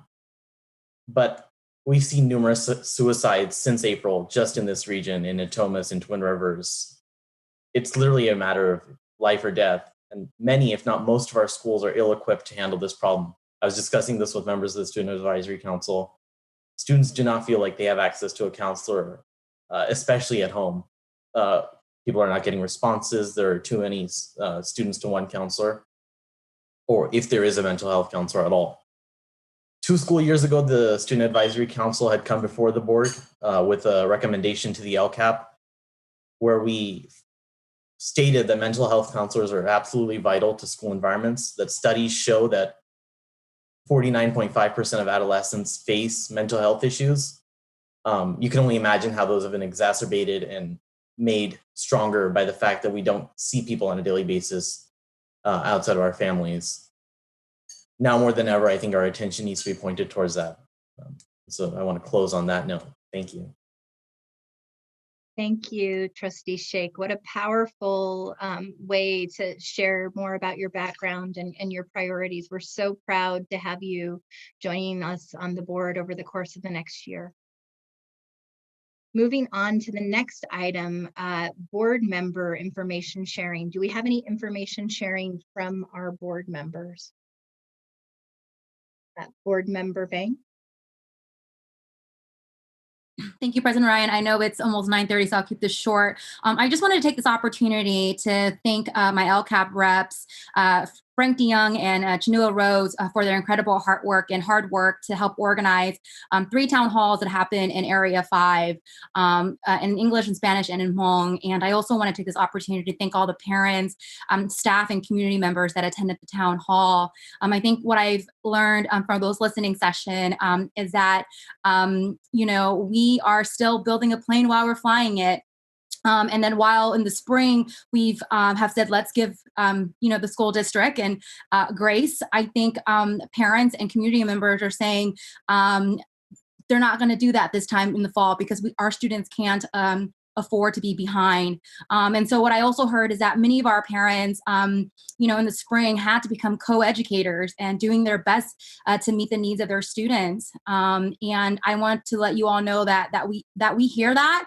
I also want to thank Member Garcia for attending the Spanish town hall as well. It was also great for many of our Latino parents to see you as an elected as a voice on the dais. And Superintendent, thank you so much for being there to answer all the questions. So I also just want to give you both a shout out as well. And what I also want to just share publicly is that, as we move forward this fall, and even now, I will be holding a virtual community office hours every Wednesdays from 7 to 9 on Zoom. I will just be chilling on Zoom. So if you want to chat, talk, share with me issues that's going on, let me know. And it's also by appointment. So if you can't do 7 to 9 o'clock in the morning, that's cool too.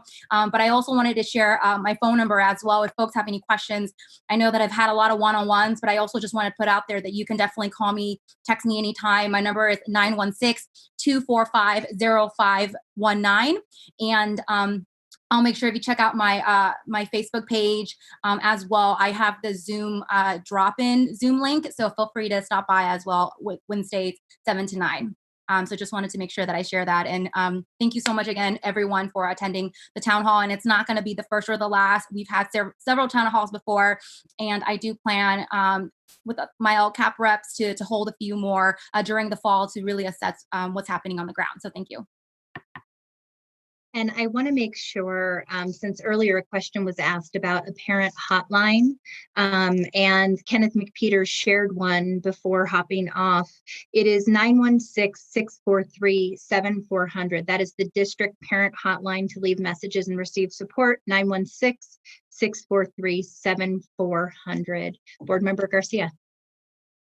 Yes, thank you. So first, I want to welcome our student rep, Isa. Thank you. You're off to an amazing start, and I'm looking forward to working with you throughout the next year. So very excited for you to be here. I want to thank Board Member Vang for inviting me to participate in the DLAC town hall. I think that the composition of your town hall, not only you, but also with your LCAP PAC reps, was a phenomenal idea. So I borrowed that idea and I hosted my own listening session earlier this week. And I am too planning on holding more listening sessions as the academic year unrolls. There's a great opportunity for us to continue to hear from our community. This is something that is evolving. It's going to continuously change, and we need to hear directly from them. So I do want to share a few just themes that came up in that listening session. So live instruction is a must. And pre-recorded lessons is a must. Many of our community parents or parents in the district work. Many have more than one student in the household, and they need flexibility in order to help their kids with the instruction. But there was one concern in terms of recorded lessons. They want clarity and they want the assurance that students themselves would not be part of that recording. So I just want to make sure that is voiced. The needs of our special ed students with exceptional needs need to be met. We need to do a much better job at meeting those needs. The Class schedules need to be available ASAP. Many of our families are trying to figure out what working hours they're going to be able to provide to their employer. So they need to come up with their own work schedules, and that is heavily dependent upon what the class schedules look like. So just wanted to make sure that that is also shared.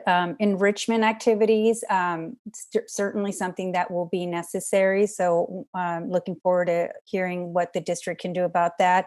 Outdoor learning, I know there's a lot of work underway on that. So, and that's come up before. Tech training for parents, very excited about the dashboard and the toolkit for parents. I want to make sure that whatever is available, I think there's some sessions coming up next week that if those are in video form, that they live in that dashboard or that toolkit, so that parents who are not able to attend at that time next week can access those at a later time. Response time from teachers, especially as the asynchronous part of the learning takes place, ensuring that response time from teachers is quick. A hotline for parents, again, during that asynchronous learning time, what tools or just a helpline, I guess, for parents when they're trying to help their student in in an asynchronous learning space. Childcare and after school care are incredibly important, and I was glad to hear that a lot of efforts are underway. I just want to make sure that you and I understand that it sounds as though the priority will be on a needs base, but needs looks very differently, right? It's not just income based. It's also we have a lot of essential workers that have to go to work, and their children, they can't take their kids just to work. So I ask that needs be broader than just income based. And an increase in communication is a must. So please keep posting and sharing information as the district is rolling out. And I know this work is happening, and you're having multiple plans happening at the same time. So I just want to recognize that. Social emotional needs need to be addressed, mental health, trauma. So that's already been said. And last but not least, the urging to continue to work with teachers to make sure that this gets rolled out as smoothly as possible. But the big takeaway is March cannot repeat itself. They want something that is more, the expectations are much higher and greater. And then I just want to thank you for the update on the whatever advisory group is happening at the district level, and looking at identifying schools to have the conversation about renaming those schools. As you heard tonight, Sutter is definitely one of those schools that I've heard a lot about. So I'm glad to hear that there is work that's happening and there is a timeline in place. So thank you. Board Member Minnick. Great, thanks. This isn't an announcement. I just wanted to take a second to welcome our new student board member, Issa Sheikh.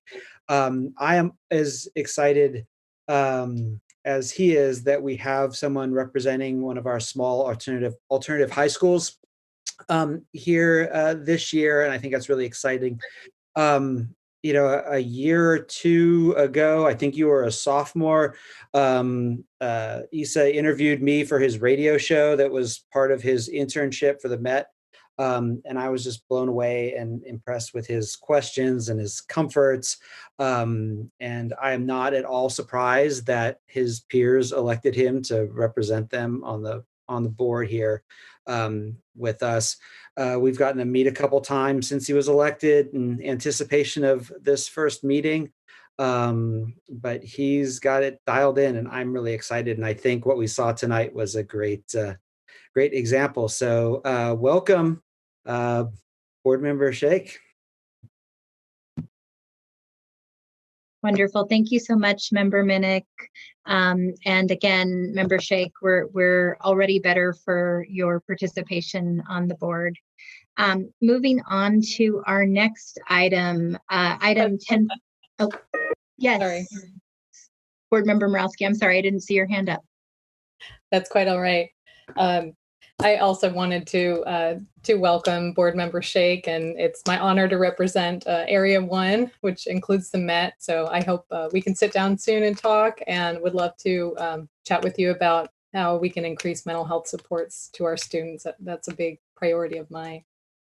I wanted to say one thing about outdoor learning, and I'm glad my colleagues were able to share about the meetings that they've had.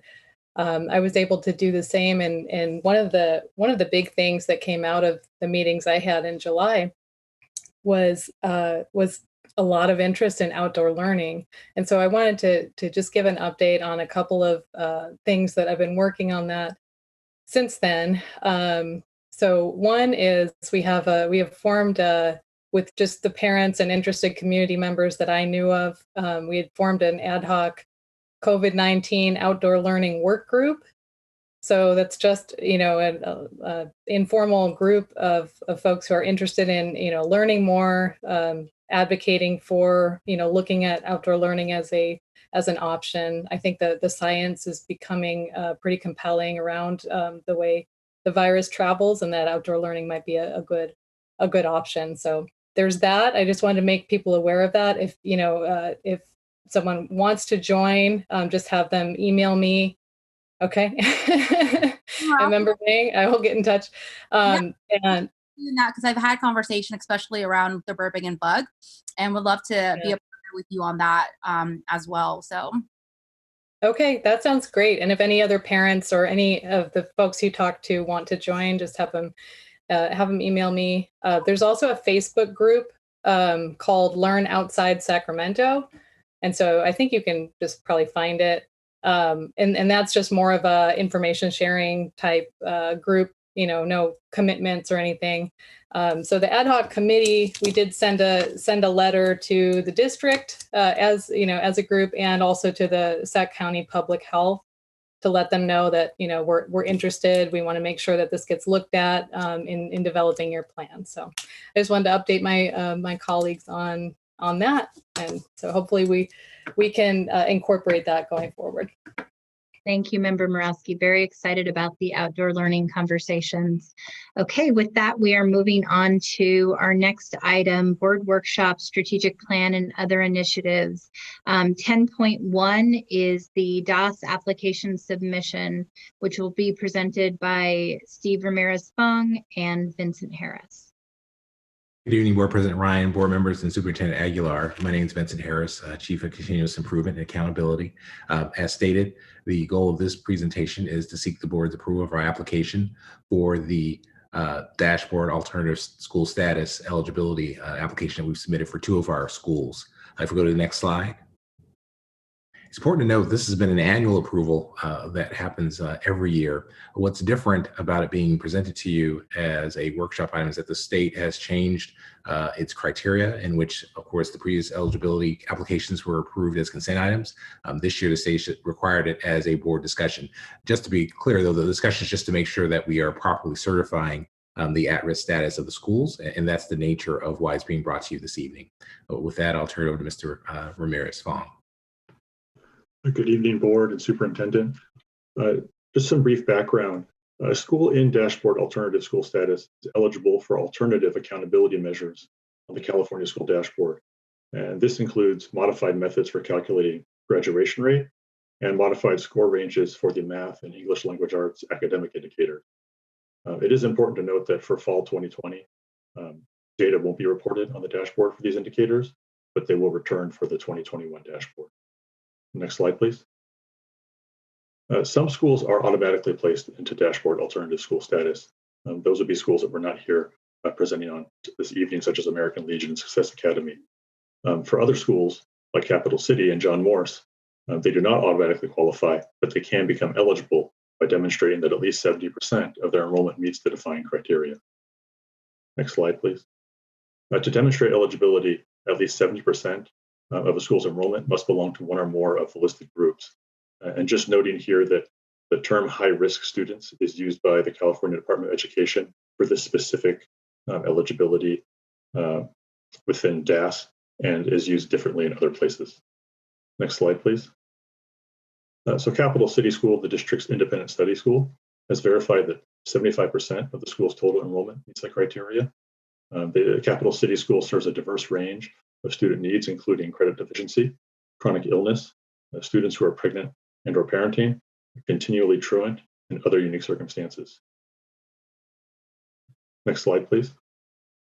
John Morse Therapeutic Center has also verified that over 70%, 72% in their case, of their school's enrollment meets the criteria. As a small K-8 school, serving students designated as having emotional disturbance, John Morse provides a more intensive program than was available at other school sites.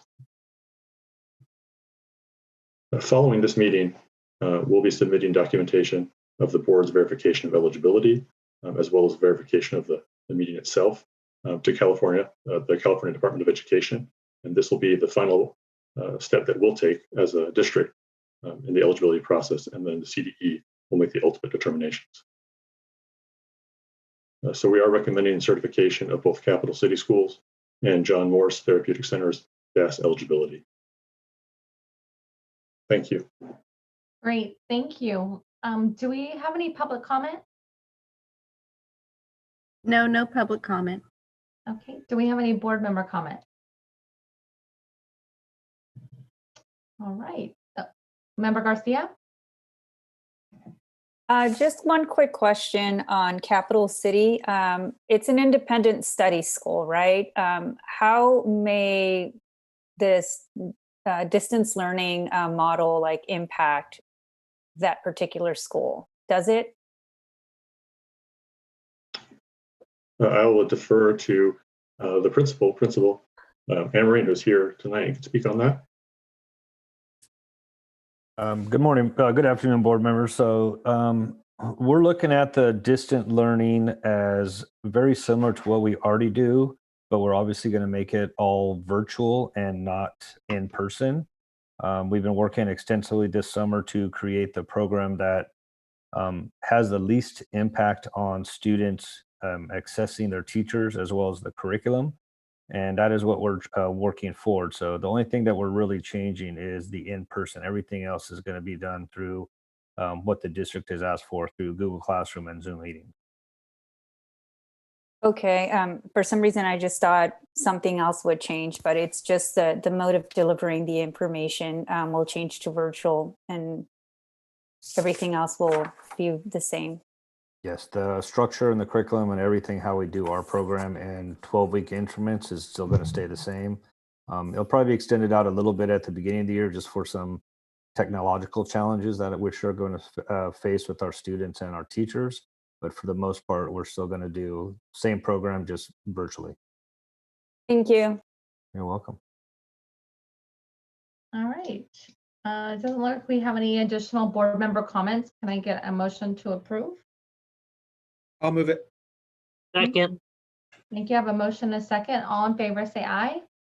Aye. Gary, You have do we to need roll take call. Yes, can we have a roll call vote? Let's And take there's a roll a call vote. student preferential vote as well. Perfect.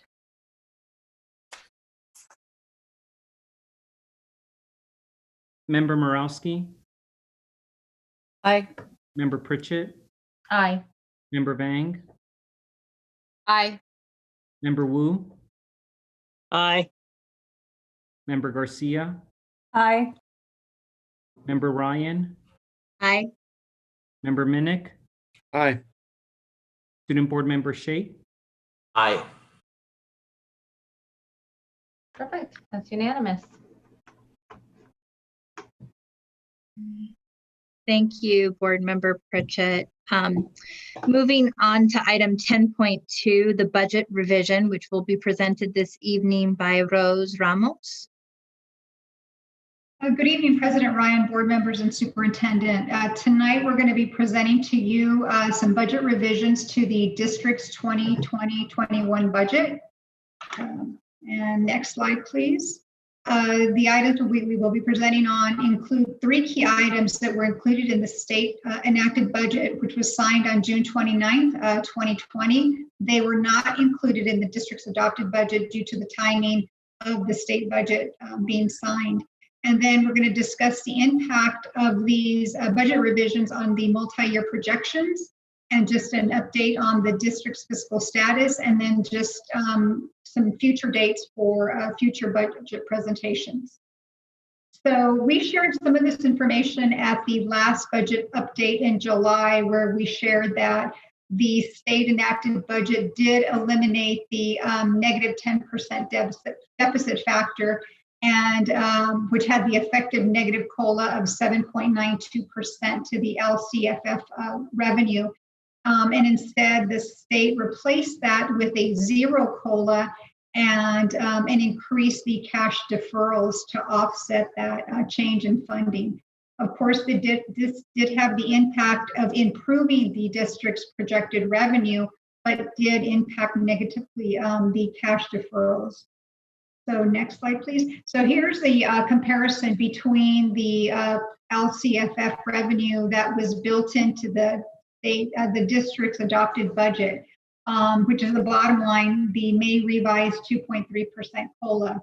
And then the top line above that, where it says 0% COLA, that is the new LCFF revenue that is projected for the budget year and the 2 out years based on the 0%. So it is an improvement. If we just go down to that third line there, the projected difference for this year is about 31.5 million. Next year about 31.8, and the third year 27.3 million. So that did provide some relief to the district's budget, certainly. Next slide, please.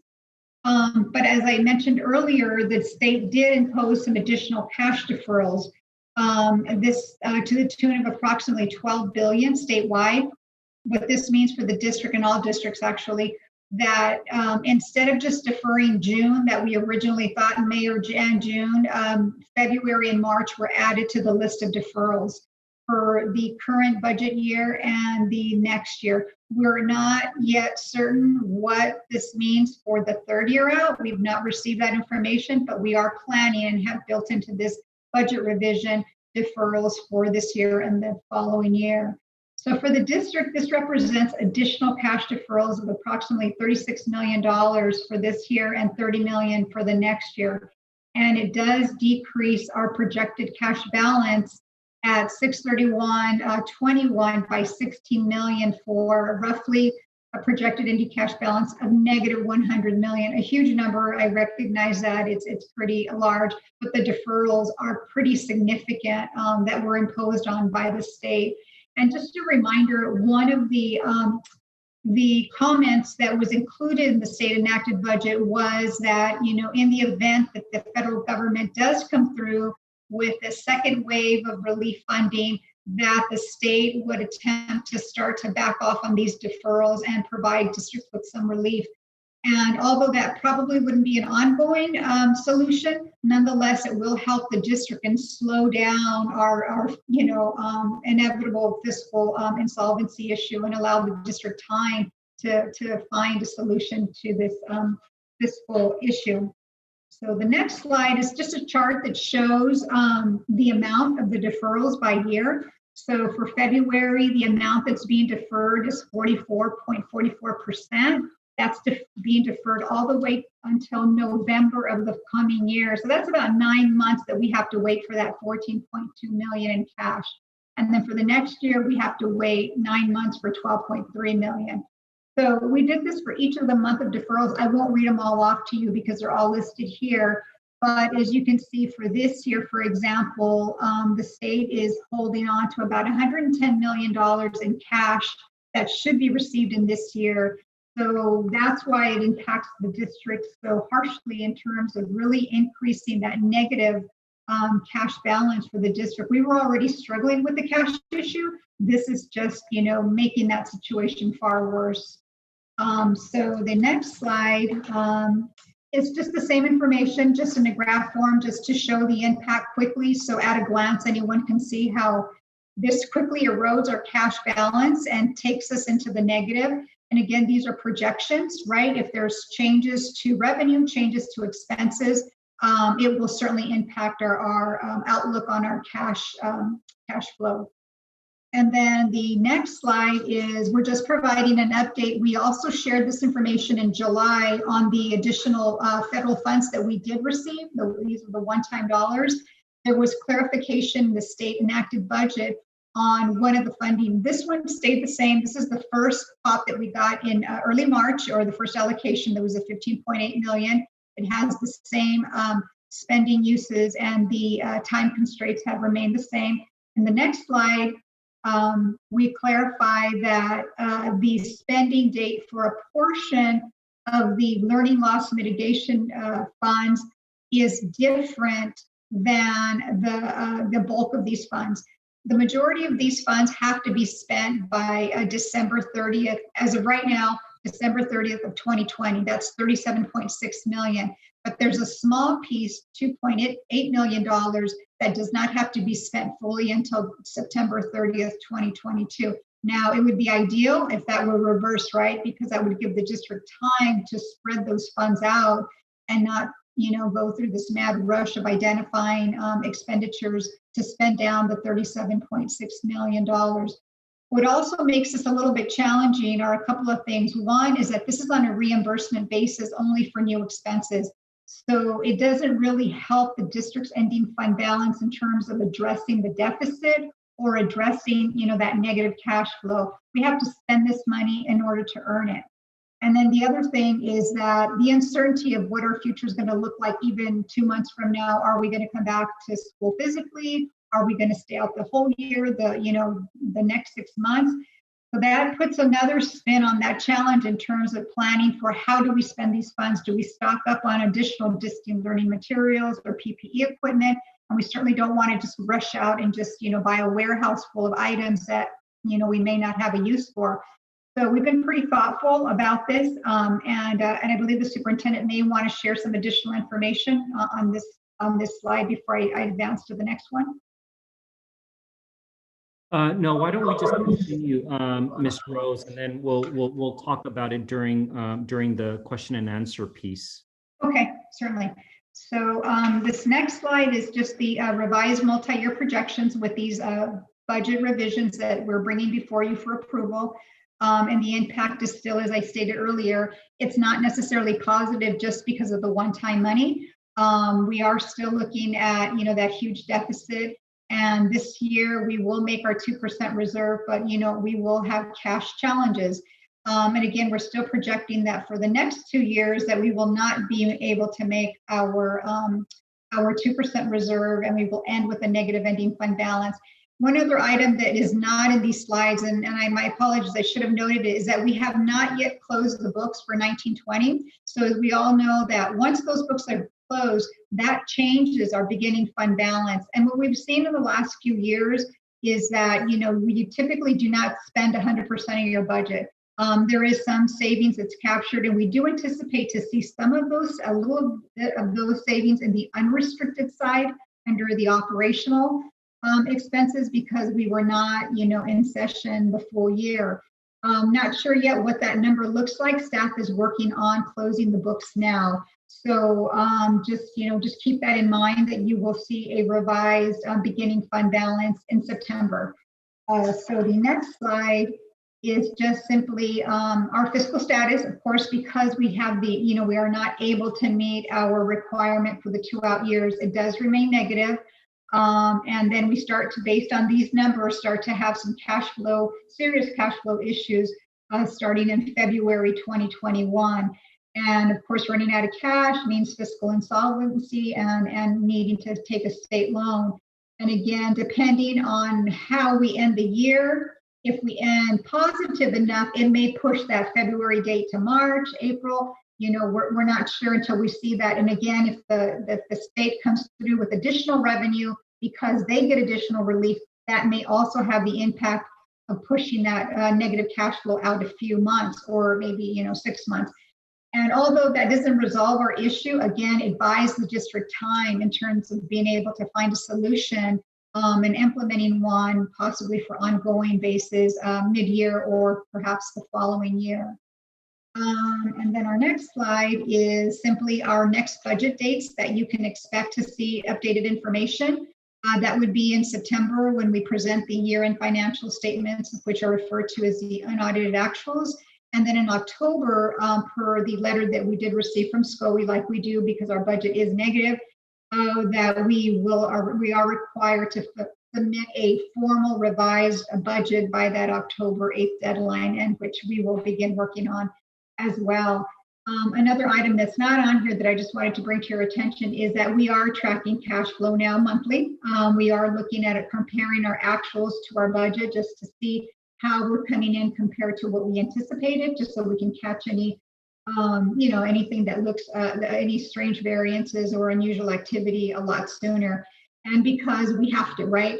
If we're at risk of running out of cash soon, we need to be prepared for that. And actuals will allow us to really monitor cash a little bit closely. So that's basically it in terms of the budget revisions that we're bringing for approval tonight. And now we can open it up to questions. Thank you, Rose. As always, you do such a phenomenal job taking very complex information and making it relatable and accessible for the board and the public. Do we have any public comments on this item? No, no public comment. So we're going to go ahead and take board member questions and comments. I'm just going to remind everyone that we are about an hour and 40 minutes behind schedule right now.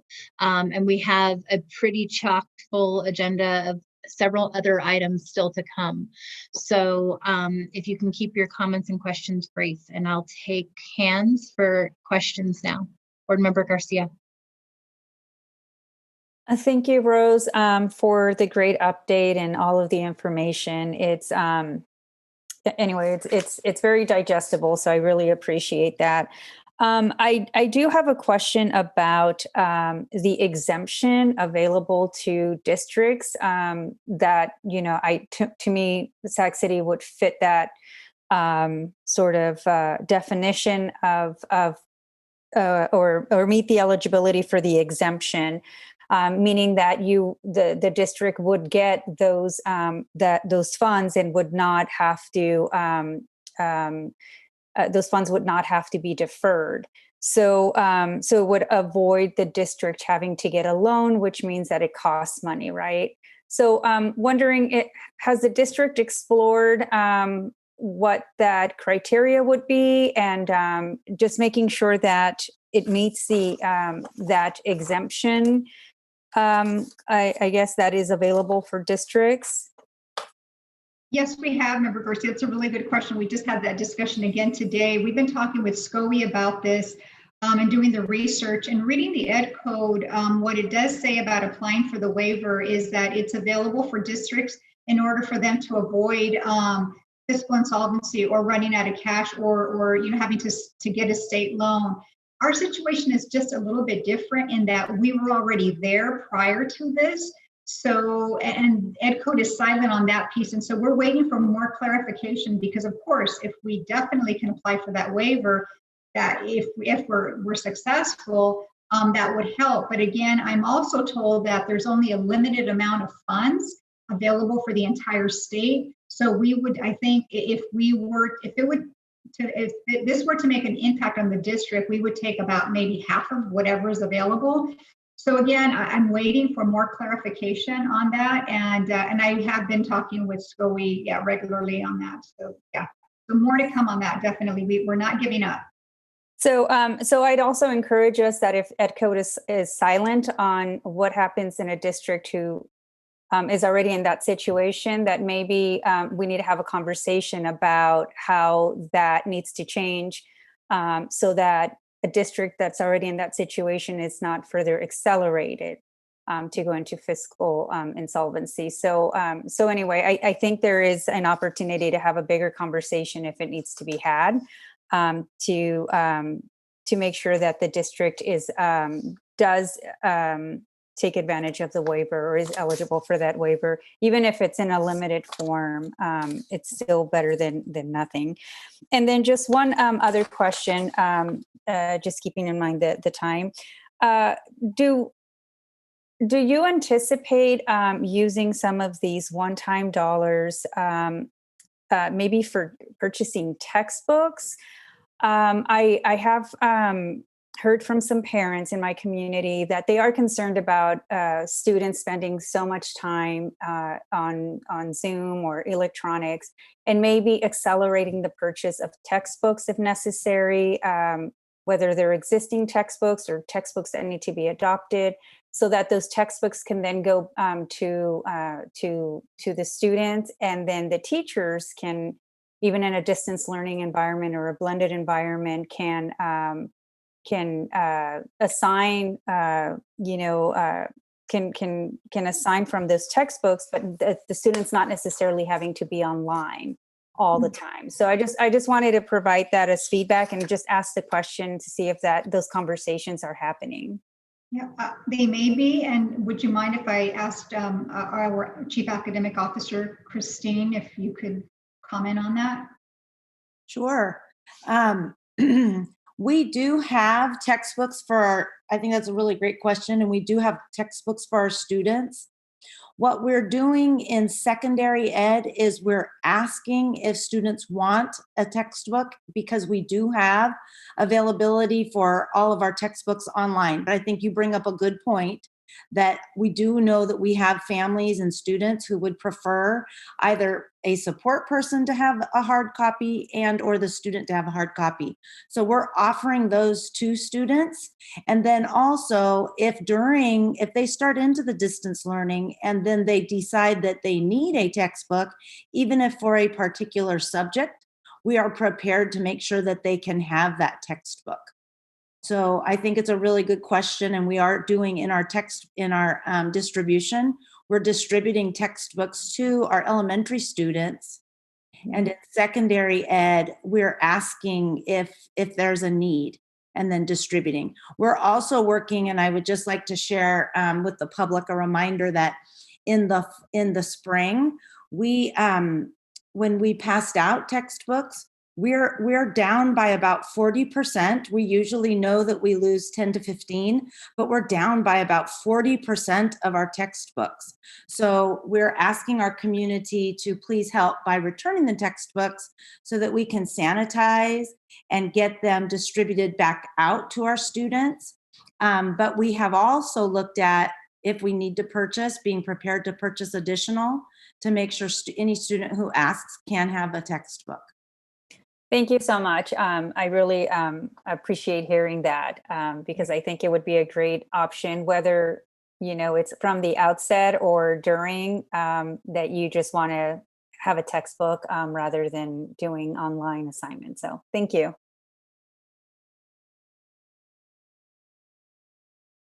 Oh, I'm sorry, I was on mute. Thank you, Board Member Garcia. Board Member Minnick. Thank you. Ms. Ramos, I just want to clarify, because I'm trying to wrap my brain around kind of, we talked a bunch about exemptions and waivers.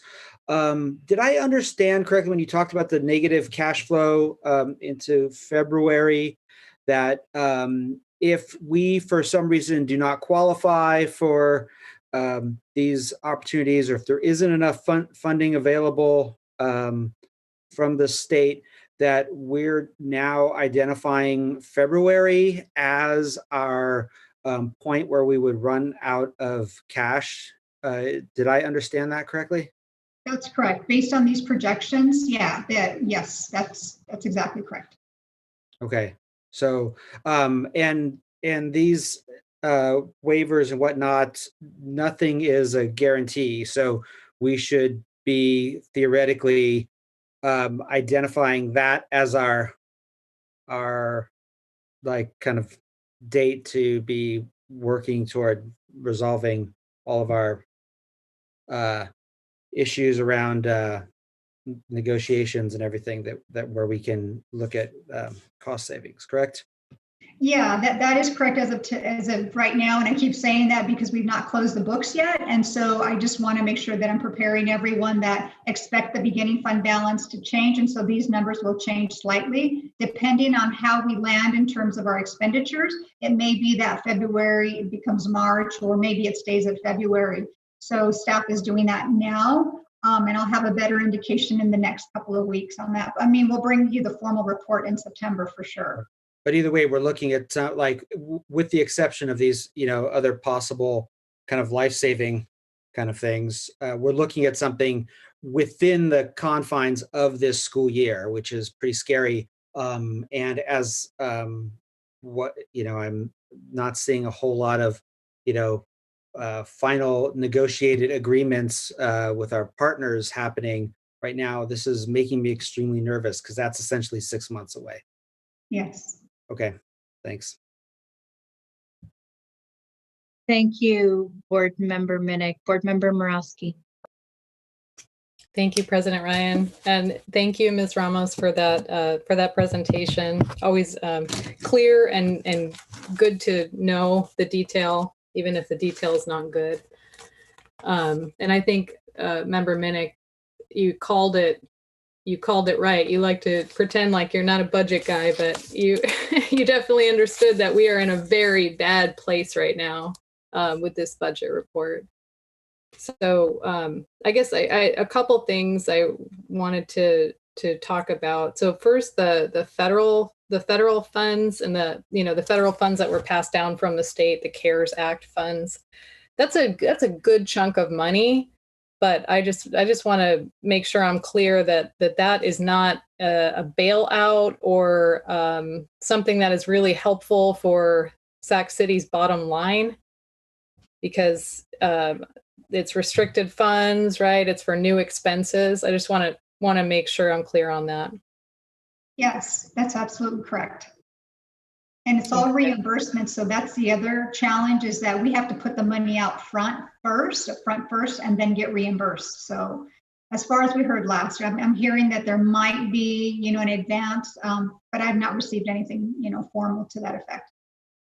Okay. Yeah, that's even worse for a district like ours who has cash flow issues to begin with. So I guess on the CARES Act funding, I appreciate we had an opportunity to touch base on this earlier, but I wanted to make sure I stated for the record, just reiterate the desire to have the CARES Act funding allocation be brought to the board. And what's been spent so far, what do you propose expenses to be? Because I think it's really important that we know, whether there are that many, tens of millions of actual hard COVID related or learning loss mitigation expenses that then, we're happily just allocating to pay for, or do we have an opportunity to have some decision points about how to prioritize any remaining funds? I think that's what really needs to be brought to the board and for the community to understand, and I'm not saying that we do, and I know the time is very short, but I think we need to have that conversation. So I would request at next meeting, either have it on the agenda, or at least have the CARES Act proposed allocation and what's been spent so far, as part of our consent agenda, so we can at least see what that is. I guess the other thing I wanted to request is that Ms. Ramos, you indicated that the cash flow is being tracked monthly. I would just appreciate if we can include, if it's something that could be included in the board packets as you're tracking, to make sure that if there are any changes, that we are made aware of that as well. Yes, we can do that. Okay, excellent. And then last thing, I guess this sort of seems like stating the obvious, but we're in big fiscal trouble, and we're looking at a budget update without any expenditure reductions proposed. So, generally when you say, okay, we're running out of cash in a few months, you also bring some ideas to the table as far as what we need to cut, if that's the only option we have. So I think I'd just like to hear your perspective on that. Like, what's the plan for making any cuts? Well, we have not yet identified anything specifically, but we brought some ideas. I think it was last spring, and so we've not really taken action to implement those, and we can certainly, I suppose, bring some back. Superintendent, I think you're trying to comment too. Yeah. Yeah. Thank you, Ms. Rose, and thank you for raising that concern, Member Morawski. We are still committed to what we've been saying all along, as we have provided updates to the board around the need for us to include some of the savings that we have identified as part of our negotiations process, that we've been very clear with the board about. But again, your point is a fair one.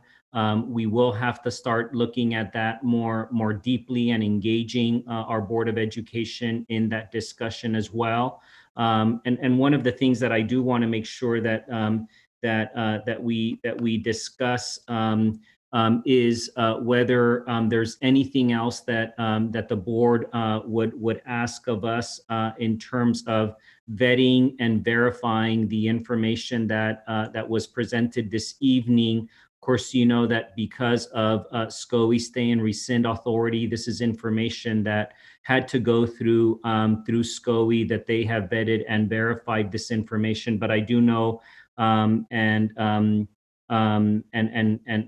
won't disregard that there are questions that people raise and narratives about our budget challenges. And so I would welcome any guidance or feedback that the board might have as you engage with constituents throughout our community, as to how do we make sure that we are more clear and can speak with a great accuracy that in fact what you have said, what Member Minnick have said, is exactly the situation that we face over the course of the next few months, because that is something that has been a challenge for us, I think, here in Sac City Unified. So any ideas that you might have, I think we have already gone through this process with many stakeholders that I think are very independent, who have verified this information. And so today,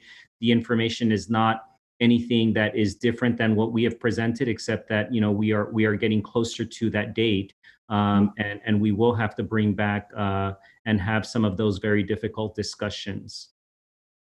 And Okay. Superintendent, sorry, go ahead. I would just ask that we do that as soon as possible, because the sooner we act, the more options we have, and the less painful it will be. But I think we have no choice. We can't go over the cliff, and we can't wait. And we just need to know, and especially given the situation's changed in terms of what districts are even able to do to reduce expenses. I think we need a better picture of what is actually even on the table. Thanks. I do, Superintendent, want to remind the board, and maybe it merits having Superintendent Gordon and our fiscal advisor, Terry Ryland, come and speak with the board again, because these options that we have before us will decimate our student services and our ability to meet the needs of students. And so we have negotiated options, and then we have everything else. We know how dire those choices are. I think, something that puts it in perspective for me is we want the menu of options, but then when things like parent participation preschool get talked about being eliminated, it is absolutely catastrophe. And so, there is, I think, a recognition that if we value services to students, if we value enrichment that is not subpar, that is on par with what we see in neighboring districts, we have very few options that are not painful options that will gravely impact the most vulnerable students among us. And I know that that has been consistently what our fiscal advisor has said and what Superintendent Gordon has said. I think it would be helpful to hear from them again. I also just want to, ask Rose to respond to the question.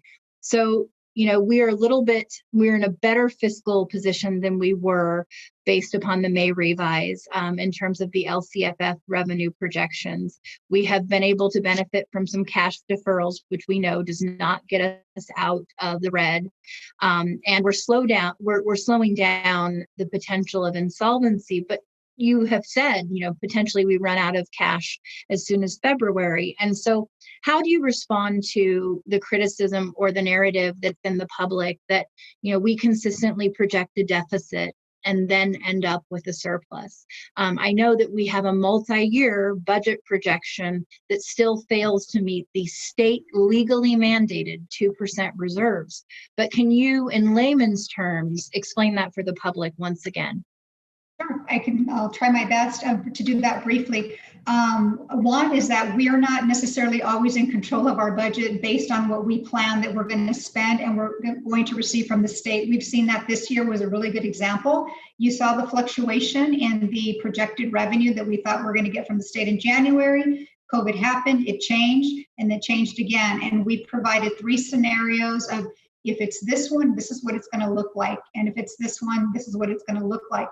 And that can be very confusing, and it could also create, some kind of distrust among the public that, we don't know what the numbers are, they're so different.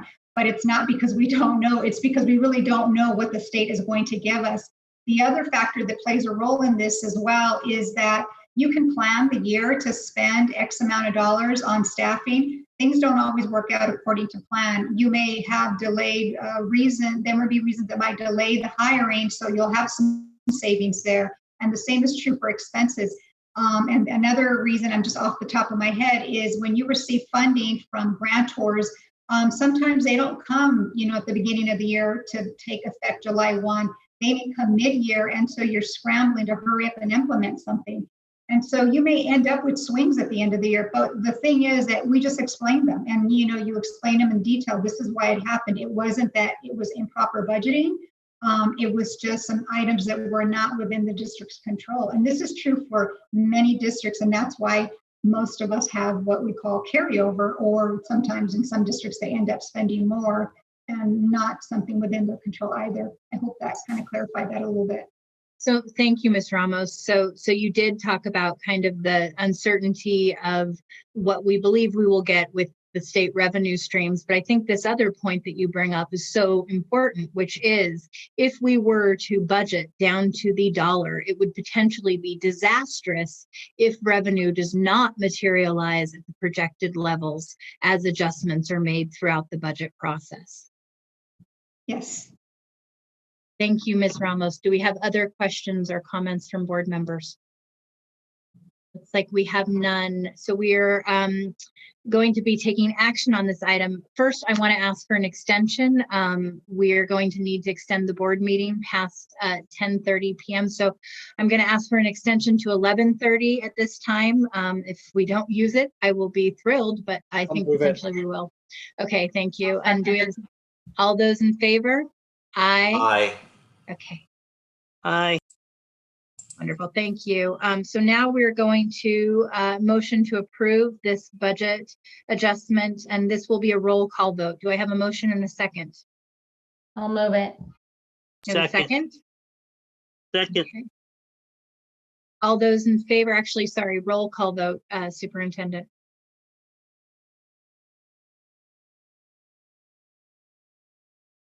You're on mute. Member Ryan, Aye. Member Morowski, Aye. Member Pritchett, Aye. Member Vang, Yes.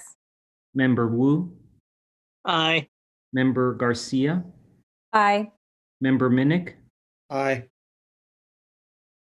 Is there a preferential vote?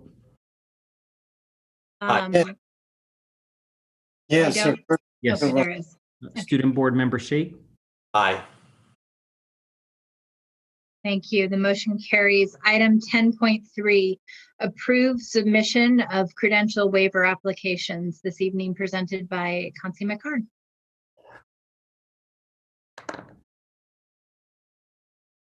Good afternoon, good evening. It's late. Hello, Board President Ryan, members of the board, and Superintendent Aguilar. This item, as well as the next one, is going to be presented by our credential auditor, Tammy Mora, and then we will be available for questions.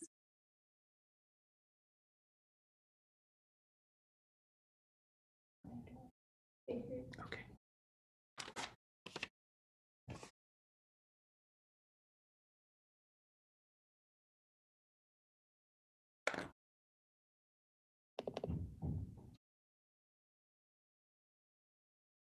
I think, Tammy, you're muted.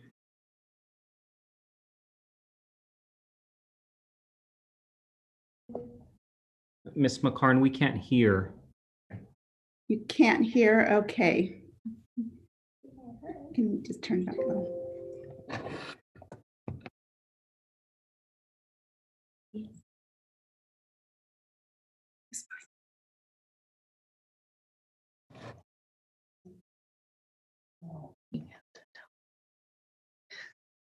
That's a go ahead, Ms. Mora.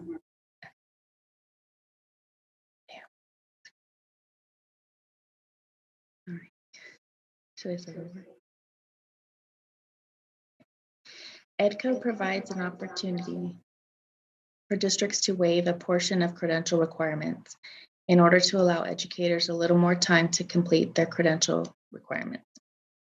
In order to submit credential waiver applications for certificated employees in need, CTC, the Commission on Teacher Credentialing, requires a public notice process and board approval prior to submission of any waiver applications. This is why we're here this evening. Next slide.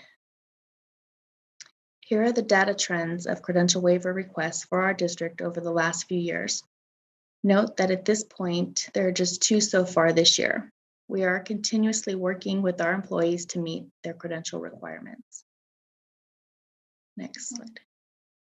I'm on 10.3. They have up 10.4. Okay.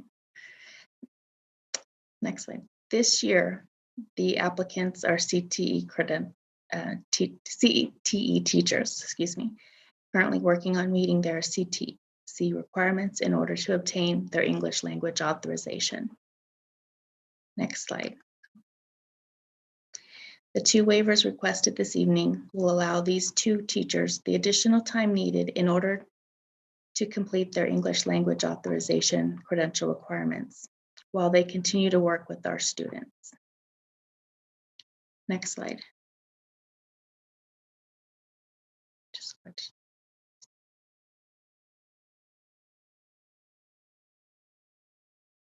Questions and answers to it.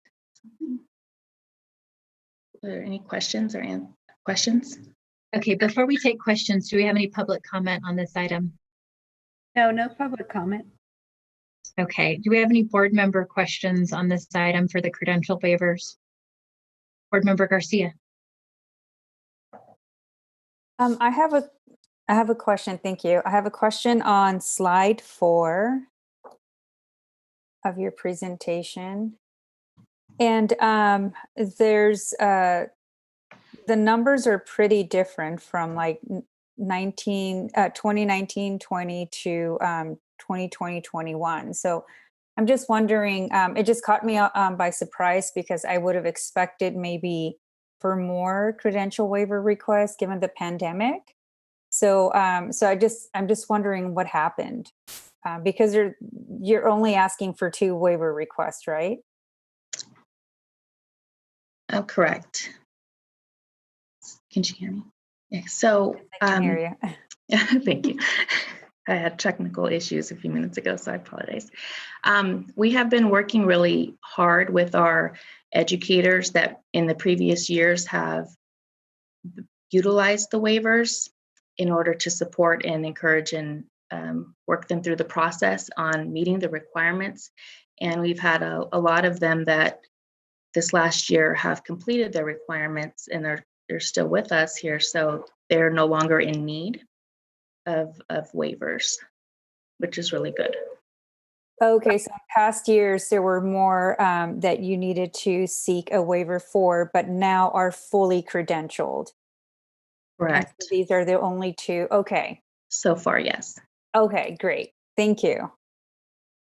Okay, looks like we don't have any other board member questions on this item. This is an action item also for roll call vote. Do we have a motion and a second? I'll move it. I'll second. Okay, Superintendent, please call roll. Member Ryan, Aye. Member Pritchett, Aye. Member Morowski, Aye. Member Minnick, Aye. Member Garcia, Aye. Member Vang, Yes. Member Wu, Aye. Student Board Member Shake. Aye. Okay, thank you. Item 10.4, approve the declaration of need for fully qualified educators for the 2020-2021 school calendar year. Thank you. Okay. Additionally, we are here to present for the board approval the annual declaration of need to be on file with the Commission on Teacher Credentialing for the 2020-21 school year. Similar to prior years, this request provides the district the needed flexibility to fill positions in identified areas and allow educators that meet minimum requirements the support and time needed to complete requirements of the credential. Next slide. Okay, it looks like we might have some problems unless others can see the slide deck. I am not seeing the slide deck right now. It looks like we just got a message just saying that they're having Technical difficulties. Okay. Are you able to do the presentation without the slides? Sure. Okay. Oh, looks like it came. Okay. We now have it live on the screen. We could go to slide 3. There we go. Okay. Here are the trends of the prior year's requests for declaration of need, which are similar to this year. Slide 4. Here shows specifically the types of emergency permits needed based on history, trends, and what we have done in effort to hire fully prepared educators. Next. Are there any questions?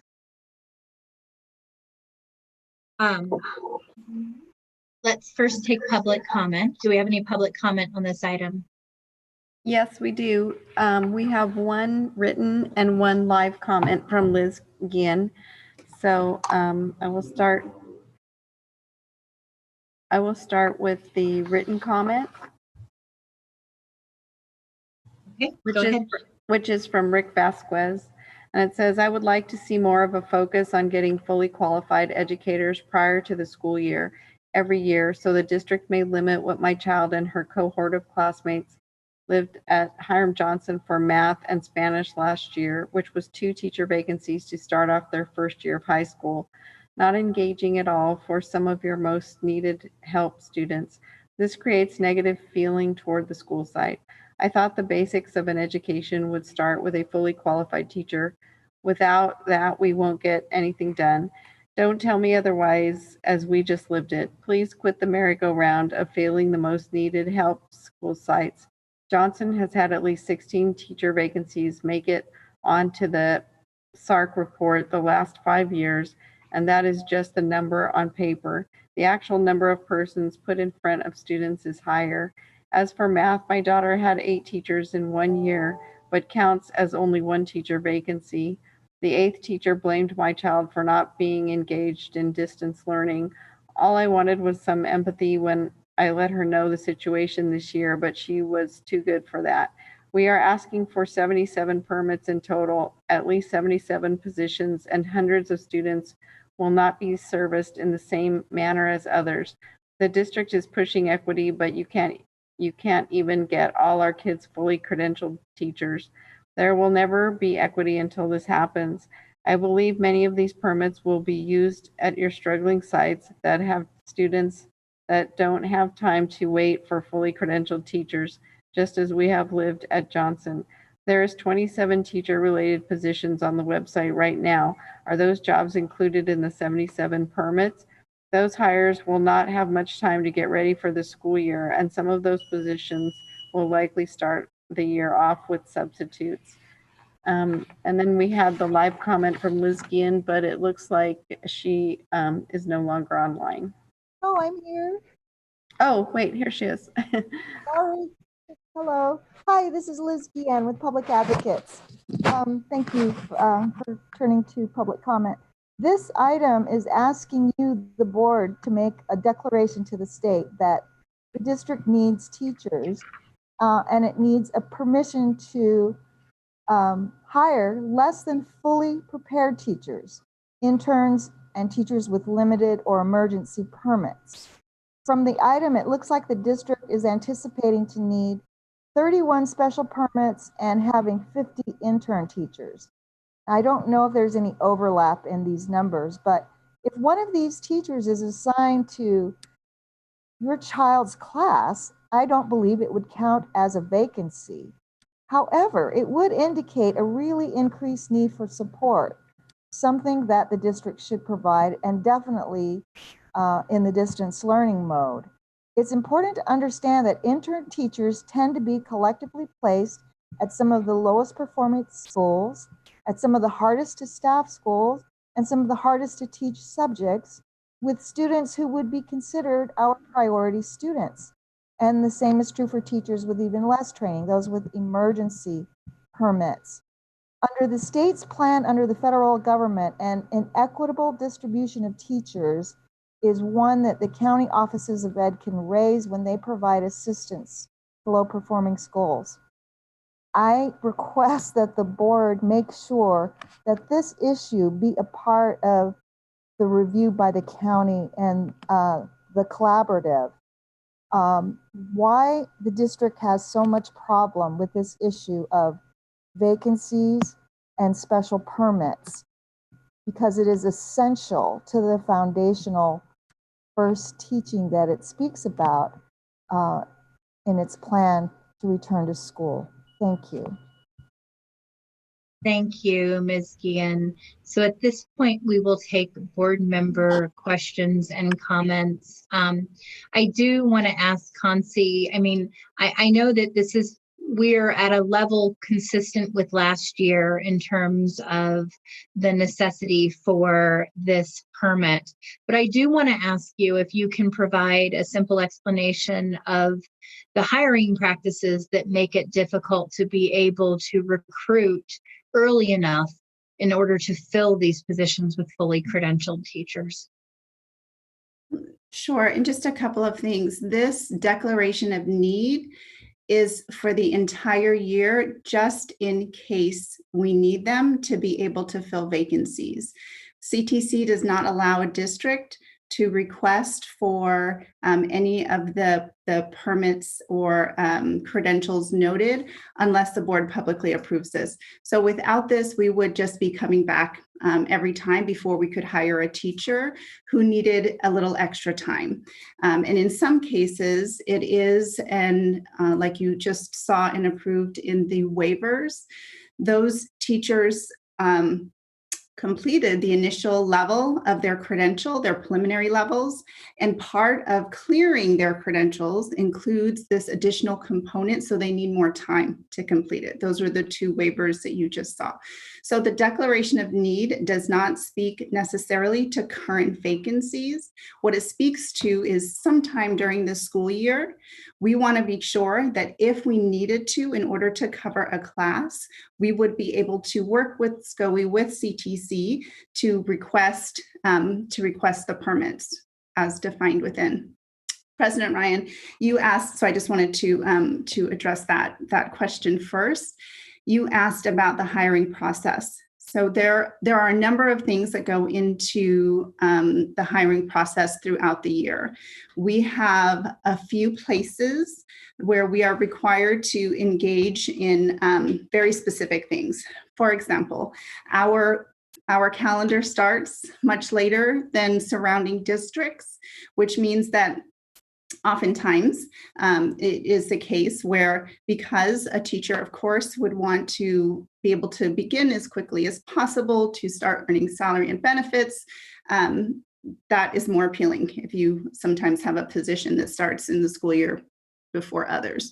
So that is a component. Additionally, throughout the interview process, we are limited in the number of applicants that we can send forward for positions. For example, if there are 20 applicants for a position, we send forward 7 applicants, depending on the time of year, at most 7. So there are a number of things that add into it. What I will say is that we have been focusing on this very specifically because we did not want to start the school year like we started last school year. Even though knowing we are in distance learning and there are additional complications that come with that, our fill rates are higher than they were last year. I know specifically we heard from a parent at Hiram Johnson, and as of right now, Hiram Johnson is fully staffed. And I say as of right now because teachers also have the ability, should they choose, to apply for other positions and vacate in between now and the start of school year. So it is a little bit ongoing and a little bit rotational. I hope that answers your question. No, thank you for that very clear explanation. I appreciate that. Okay, do we have any other board member questions or comments? Board Member Garcia. Thank you. That was very helpful. I just 2 more questions.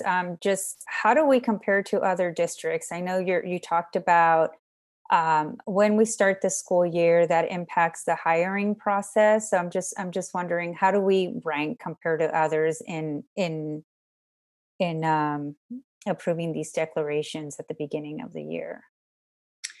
Well, I will say that taking a declaration of need before a board to start the year is not an unusual practice, especially in the very hard to fill positions such as special education and others. Districts want to provide themselves with a blanket, with the ability to be able to send to CTC, hire a teacher knowing that they are working on their intern credential, let's say, or they potentially have everything they need, as we saw with our CTE teachers, but we know that they will need an additional piece, or perhaps they're from out of state and they have a year to take the CBAST in a typical year, and will need time to do that. So this allows a district to say, we are going to support you, and we do have a new teacher support department that has an induction program that provides support previously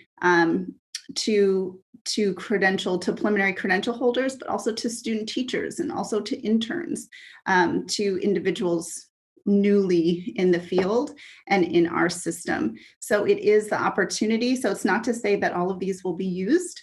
It's to say, here's what we would like to have in case needed. Otherwise, coming back to you each and every board meeting, and we wouldn't be able to apply until we had the approval. As you saw in Ed Code, that is part of it. District has to be able to have this on file and approved at a public meeting before any submissions could be made to CTC. So it would further reduce our ability to staff timely. So I appreciate the clarification that it's kind of like a pre-planning tool so that you're ready to go when you need to. But in terms of the number that is identified, the presentation I had was like at 77. So how do we compare in terms of that number? Because it's consistent, right, from year to year. So do we are we kind of aligned with other school districts that also have in the 70s year after year? So I just wanted to gauge from that perspective. Yeah, we will have to follow back up with you on the actual number that other districts submit as they engage in their annual declaration of need practice. So that is something we can follow up with and provide you at a later time.